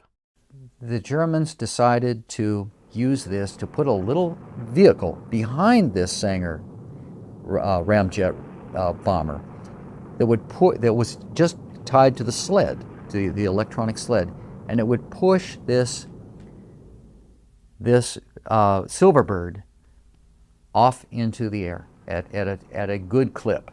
He'd have a 2-mile-long monorail that would be pushed along by probably 2-3 dozen of Werner von Braun's V2 rocket engines. At the end of the monorail, the aircraft is going almost 1,200 miles an hour. Once it reached that speed, it would take off at about a 30-degree angle and go up to about 80 to 90 miles altitude. When the aircraft's power plant ignites, over 600 tons of thrust is generated in a mere 11 seconds. Climbing to over 130,000 feet, the target for its 1-ton payload are the cities of New York and Washington, D.C. Traveling at hypersonic speed, no existing Allied plane or anti-aircraft artillery can touch this Silbervogel on its voyage halfway across the world. After releasing its bombs, this futuristic aircraft will hopefully land on either Japanese territory or on the deck of a U-boat submarine. It is a grand concept, a project that requires years, if not decades, of research and development and vast sums of money in order to complete. Ironically, one of the Silverbird's biggest flaws comes from Sanger himself. He had a habit, when he ever come up against a problem which he couldn't solve immediately, he would move on to something else. So consequently, Sanger investigated a lot of things, but he jumped around. He jumped from one idea to another, to another, to another. In studying its design, those in the top German hierarchy have many questions surrounding the aircraft's rocket engine. With the Silverbird being rocket-powered, there's no plan B for it. Once you ignite the engine, it runs until it runs out of fuel. And you have to, it takes you wherever you have to go, and that's the end.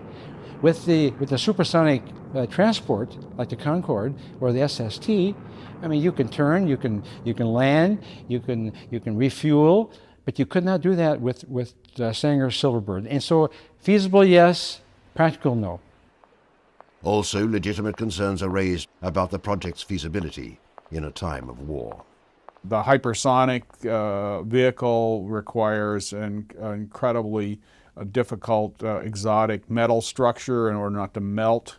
And then you would have the trajectory problem of skipping off the atmosphere is difficult, not impossible, but very difficult. So essentially it was a completely utopian concept for the Third Reich. This thing flies so high and so fast that how would you even drop the bomb knowing where to drop it and where it's going to hit? For example, the Silverbird, if it went around the world, and that's what it was designed to do, leave Berlin, fly around the world, and on the opposite pole would be New York City. You'd have to drop the bomb somewhere in Iowa. Iowa to New York City is a long, long distance. He is a visionary, but not a practical man. While the V-1 flying bomb and the V-2 rocket are thoroughly tested on Peenemünde during the war years, the Silverbird is never able to get past the drawing board. But it was all really fantastic futuristic ideas which in today's world could be realised. But they were so far ahead of their time that Germany didn't have the capability in terms of facilities, equipment, the technology even was still only on the drawing board. And it would have taken a lot of experimentation to actually realise the ideas. I mean, this was a paper proposal, and I think in so many of the enthusiast, Nazi exotic weapons concepts that the enthusiasts love, have failed to see just how beyond the technology of the time. I mean, it would be a difficult thing to carry out today, let alone in the 1940s. By 1942, with the war going in Germany's favor, the Silbervogel is cancelled indefinitely. As the Third Reich faces attacks on two fronts, cuts need to be made, and an enormously expensive space plane is one of them. Around 1941-42, the Luftwaffe lost interest in this whole utopian project of Sanger, because Sanger wanted to scale up his effort to build a major rocket engine and so forth for his airplane. And that was beyond the ability of the Luftwaffe to commit, especially as the war situation got more and more difficult. And there was essentially a contradiction between spending a lot of money on Sanger for rocket development when there was already a huge rocket project in Germany, the von Braun-Peenemünde project. With the Silverbird's termination, Sanger and Brett are assigned to work on developing ramjet technology for the fatherland. The aircraft appears to be all but dead. 3 years after the project's cancellation, Germany surrenders to the Allies. With both sides closing in from the east and west, Nazi scientists who worked on the Third Reich's wonder weapons become highly sought-after bounty. In the United States, Operation Paperclip is enacted in order to bring these men to America to begin work in their own defense industries. The same people who developed the deadly V-2 rocket that killed thousands during the Second World War now have their slate wiped clean as they begin their new lives, working for their one-time enemy. With tensions escalating as the Soviet Union becomes America's biggest adversary, they will need every advantage possible in order to defeat a regime that soon will possess both the atomic bomb and a delivery system capable of reaching the cities that Germany could never touch. Surprisingly, while hundreds of scientists are rounded up and sent to both sides of the Iron Curtain, Sanger and his wife, Irene Brett, go to neither superpower. Instead, they travel to France to restart their failed research. Anybody who was picked up by the Soviets post-World War II, for example, if Sanger had been picked up by the Soviets, he had been squeezed like a lemon in order to get whatever knowledge and technology ideas he had out of him. He didn't want to go to the Soviet Union. Now, Sanger did not want to come to America in Operation Paperclip. In fact, he was never invited. Sanger was that small group of scientists in Nazi Germany who felt betrayed that the Americans had beat them, had defeated Nazi Germany, and that they were still mad, still angry with the Americans. And so Sanger, along with a few others, said, I'm not going to work for the Americans. I will not go to America. I'll go to France, where there's a more friendly work environment, and that's where I'm going to continue my career. With the Soviet victory in 1945, its army begins capturing detailed blueprints of numerous German designs being worked on during the war. When the Soviets overran Berlin, they overran the Reichsluftfahrt Ministerium building, and they copied every aircraft design that the Germans had proposed and were proposing to build post-World War II. They had all of these documents translated into Russian, so they knew every aircraft that Germany was working on or was thinking about in the future. One plane in particular catches the eye of Joseph Stalin. Stalin seized upon the idea about 1946-47 and was interested in funding it, and because it seemed like the magic answer to figuring out how to attack the United States. The Soviets wanted Sanger. The Cold War was starting, and they thought, well, maybe one day we're going to have to bomb America, or maybe one day we'll have to bomb Australia. Maybe one day we'll have to bomb any other country around the world. Now, according to the documents that we have here, Sanger's suborbital rocket bomber could bomb any location in around the world. So they said, Stalin says, we got to find Sanger. The Silverbird, with all of its unique advantages on paper, appears to be an ideal weapon to use against the United States. And for that reason, he orders a Soviet espionage team headed personally by Stalin's son to kidnap Sanger and bring him to the Soviet Union. The attempt fails miserably. Well, Sanger was tucked away in France, and although Vasily Stalin could travel all over Europe, he was more of a playboy. He'd go to Paris, and he enjoyed the ladies of the night. He drank heavily, and so it got to the point where he was more interested in the cities he visited and the enjoyment he found than finding Sanger. It is suspected that the communists lose interest in Sanger's ideas as they discover, in the same way that German scientists did, that Sanger's plane is unachievable.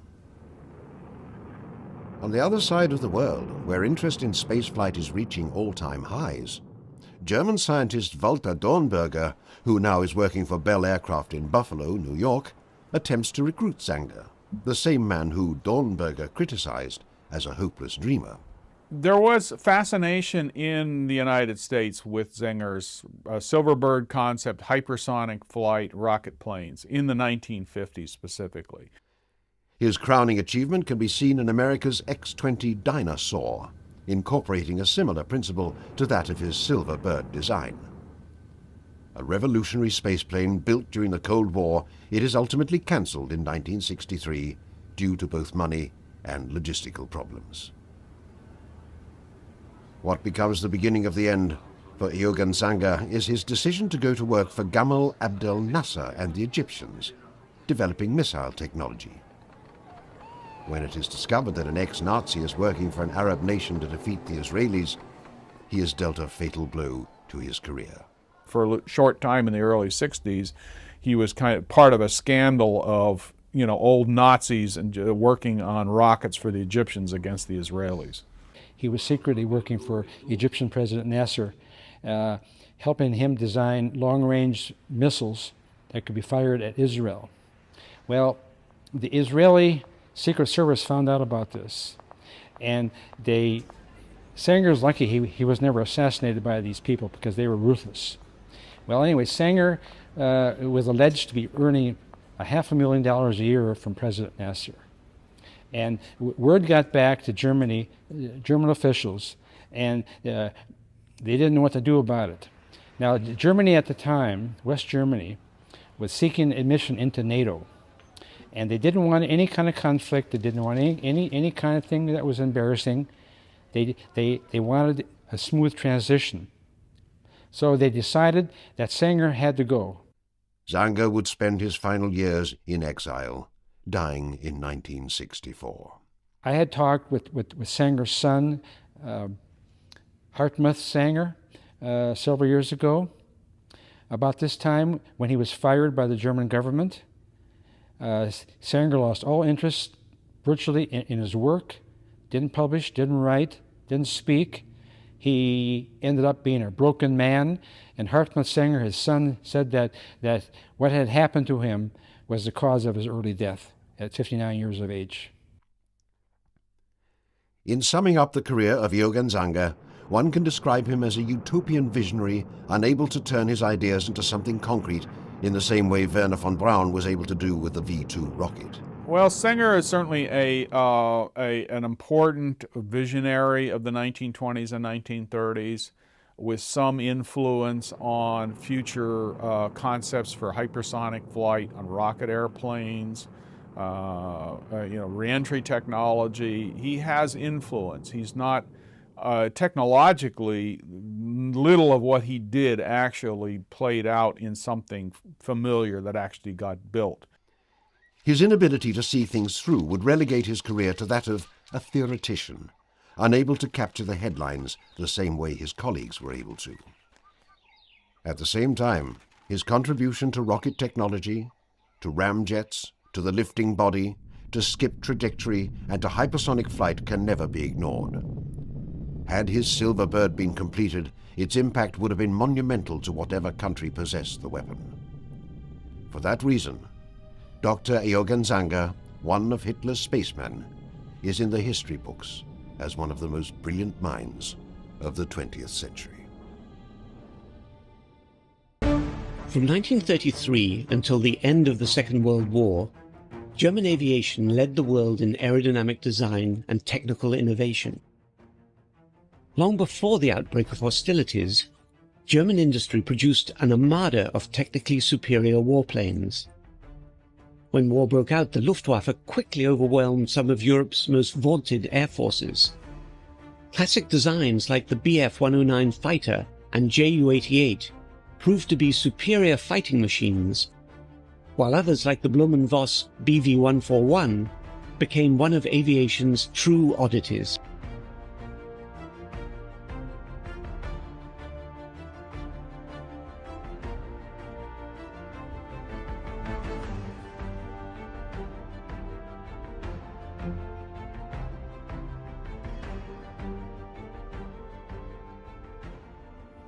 Germany's plan for war in Europe called for an air force that was to be used in direct support of its ground forces.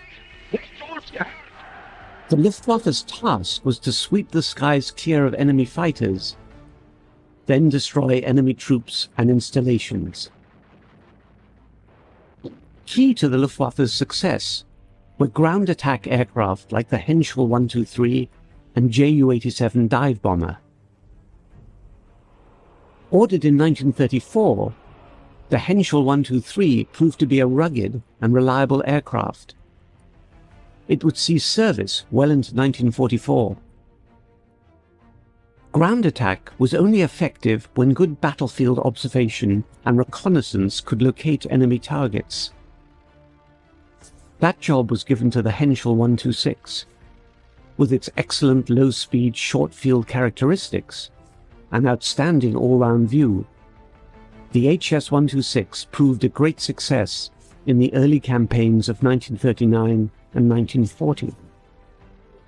The HS-126 would see action on every front, but by 1941 its limited performance was beginning to show, and a new battlefield reconnaissance aircraft was needed. This led to some of the war's most unusual designs. The Blohm Voss Company was one of the first to respond with their BV-141. Designed around the concept of maximum all-round view, the BV-141 was in many ways a problem looking for a solution. The unorthodox design featured an asymmetric layout with the radial engine installed at the front end of a portside tail boom and an extensively glazed crew nacelle mounted to starboard. Unusual and radical in design, the BV-141 performed surprisingly well, but in the end it was considered too unconventional and it was cancelled in 1943.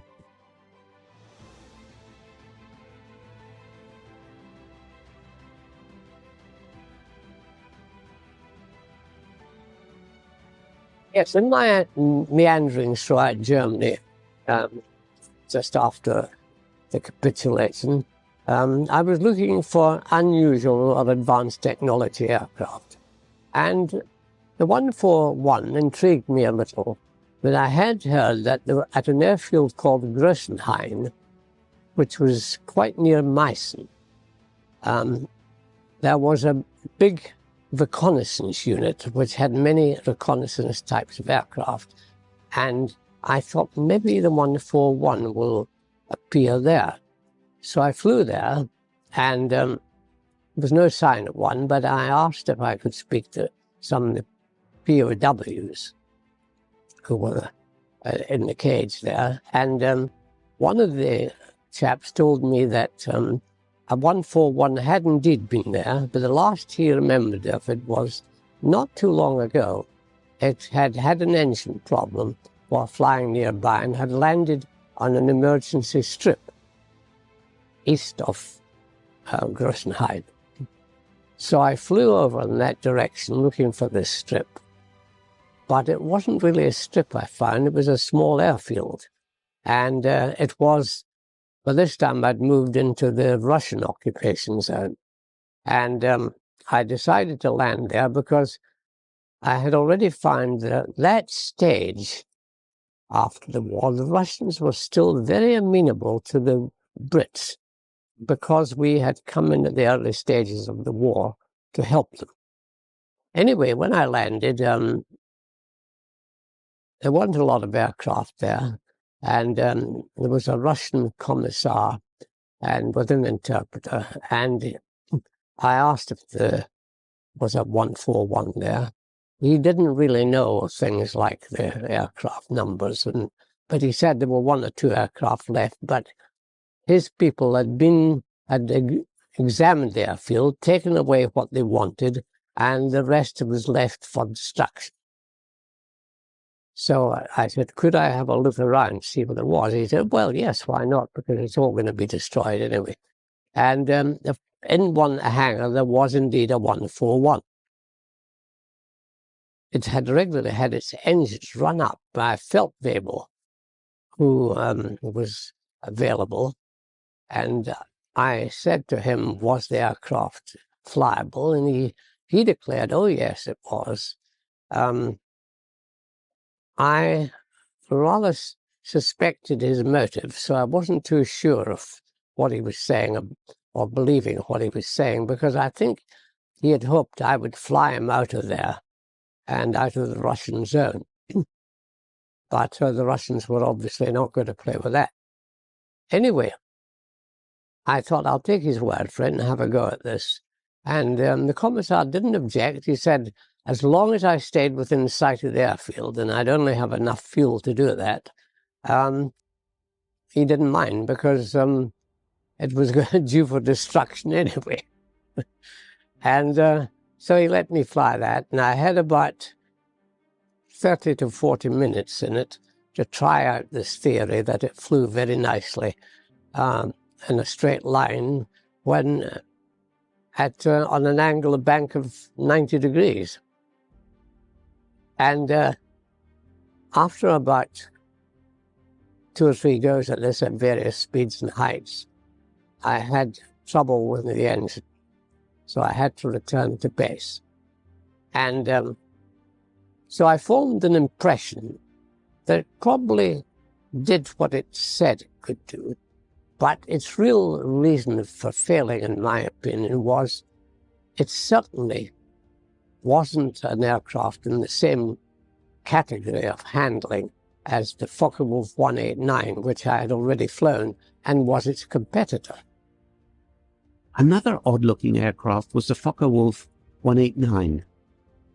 The completely glazed central nacelle, twin engines and tail booms were considered too radical for conservative Luftwaffe officials. Performance, however, won the day. Known as the Flying Eye, the FW-189 proved supremely versatile, universally popular, and one of the most reliable aircraft ever to see Luftwaffe service. During combat operations, the FW-189 surpassed all expectations. Despite flying low over the battlefield and taking large amounts of damage, it had the ability to absorb punishment and fight another day. So I think that killed it more than the theory that it gave the gunner a wonderful field of fire by having no starboard half of the tailplane and being asymmetrically offset to give a clear field of fire to the gunner. So that was my experience of it. Not very impressive, but interesting.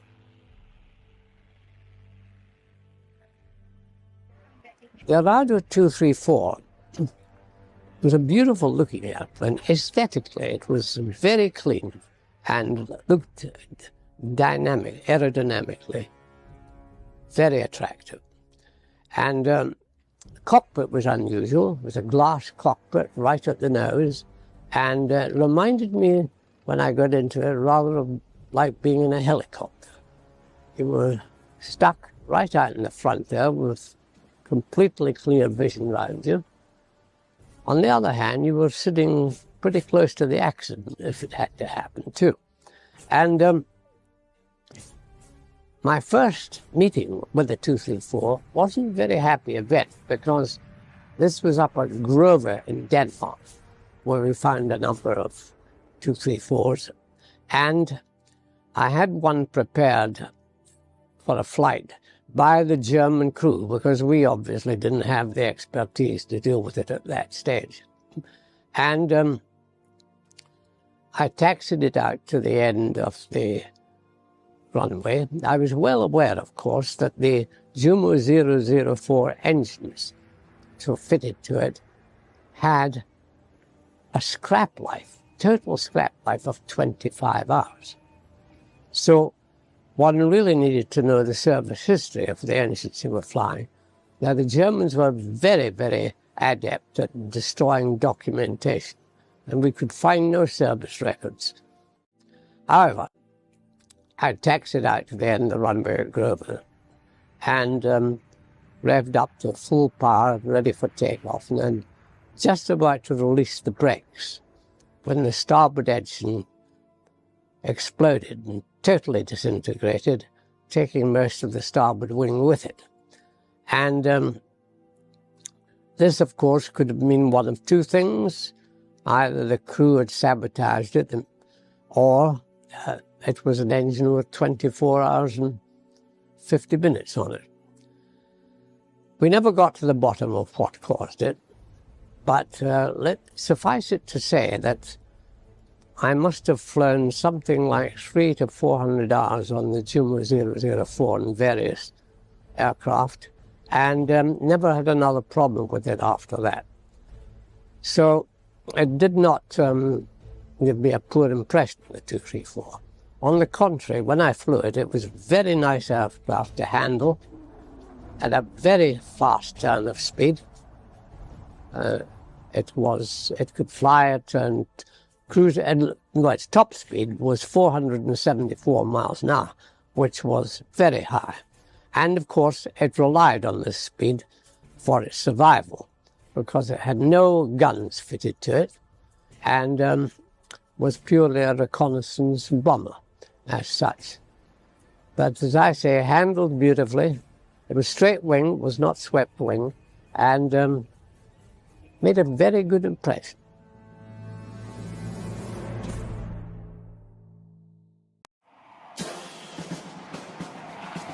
The German Messerschmitt Me 262. Sleek, fast, and heavily armed, it was a quantum leap in fighter technology. For the Allies, the appearance of the new swept-wing fighter caused a great deal of anxiety and consternation. Nothing they had could come close to its awesome performance. The top Allied fighter at the end of the war was the Spitfire Mark 14, with a top speed of 446 miles an hour. The Messerschmitt 262, which we captured and tested at Founder, had a top speed of 568 miles an hour. An advantage of almost 125 miles an hour, which means an aircraft with this performance, which is a quantum jump, can dictate terms of combat. It can initiate or finish combat as it wishes. It was a very formidable weapon indeed. Considered by many to be the world's first jet fighter, it was in fact a distant second.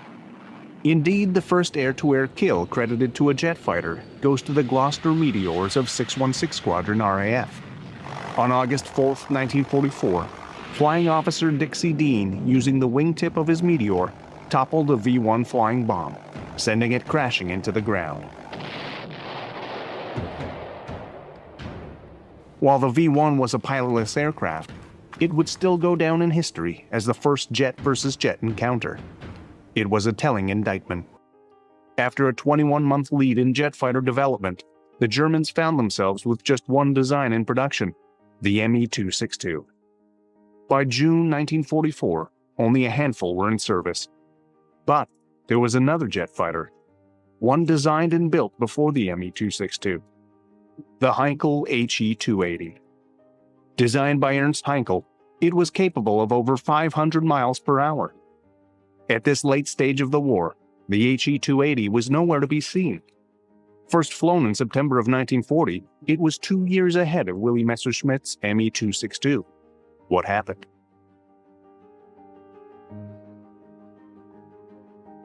Was it simply indifference on the Luftwaffe's part, or was the promise of the HE-280 sabotaged by political interference, incompetence, or bitter personal rivalries? To find the answers, we must first look at the state of military aircraft design and production, beginning in the 1930s. Since the end of the First World War, aircraft engine horsepower steadily increased. At the beginning of the 1930s, new engine designs and the promise of the supercharger led to more and more horsepower. The new all-metal monocoque airplane revolutionized aircraft design. The possibilities seemed limitless. Speed, altitude, and range records were smashed. Military commanders saw great promise in these new designs, and as Europe crept toward war, orders for new bombers and fighters began to rise. With little time or money left for the development of any new or questionable propulsion systems, work focused on the evolution of the piston engine.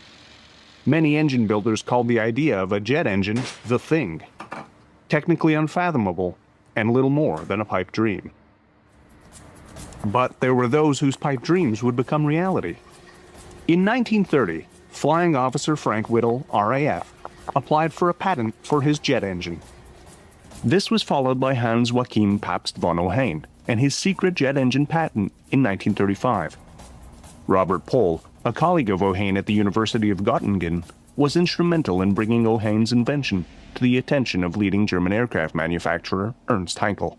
This man, Pohl was his name, he wrote to Heinkel, whom he knew. And he said, I have a man here who is into something which I think has a tremendous future to it. He is into jet propulsion. It's a continuous combustion engine. It draws air in the intake, compresses it, and then the combustion cans are sprayed with gasoline, and it turns a turbine wheel to keep the thing running, and the exhaust comes out the half end of it. As long as you give it fuel, it'll run forever. And he says, I have a man here who wrote a thesis about this sort of application for a jet engine. It pleased me very much if you would meet him and see him and talk to him about his ideas and his applications for future aircraft. With Heinkel's backing, the German inventor created a line of experimental centrifugal flow jet engines, similar to Whittle's, each with ever more thrust. The entire program was conducted as a private venture and in the utmost secrecy. The German Air Ministry was kept in the dark. On the other hand, Heinkel was also unaware that BMW was working on their own jet engine. BMW's design was an axial flow unit. More complicated than the centrifugal design, it offered more power and greater efficiencies. It was also being developed with the full knowledge of the German Air Ministry. In time, axial flow designs would power Germany's fledgling jet force. Early in the days immediately before the war, the Germans had become aware of the practicality of a jet-propelled engine as being pioneered by Frank Whittle.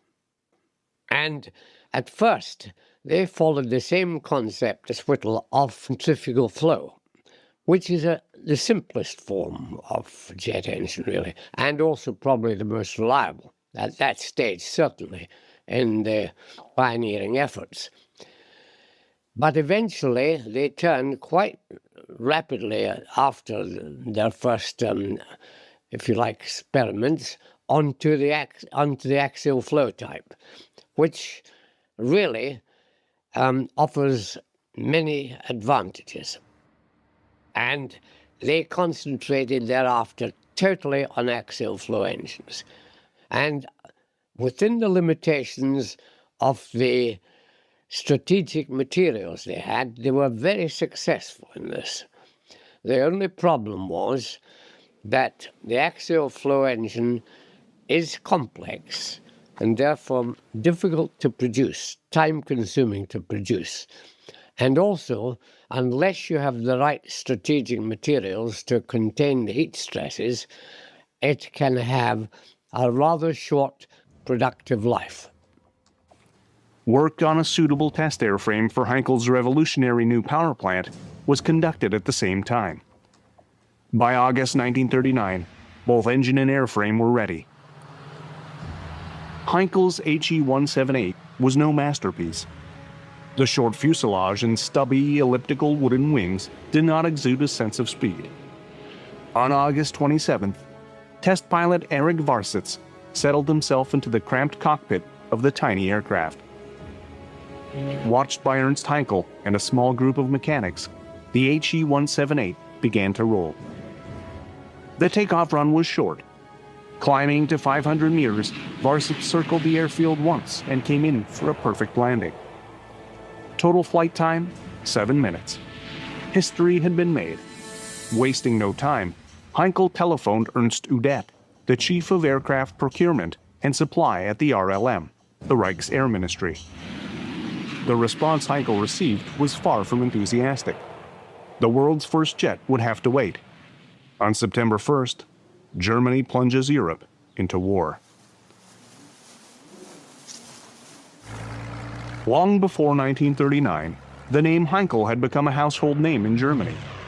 Indeed, Ernst Heinkel's Flugzeugwerk had gained a worldwide reputation despite considerable restrictions placed on German aviation by the Versailles Treaty of 1919. During the 1920s and 30s, Heinkel produced a number of new military types for countries like Sweden and Japan. With the rise of Hitler in 1933 and the expansion of the new Luftwaffe, the opportunities for Heinkel seemed endless. Orders for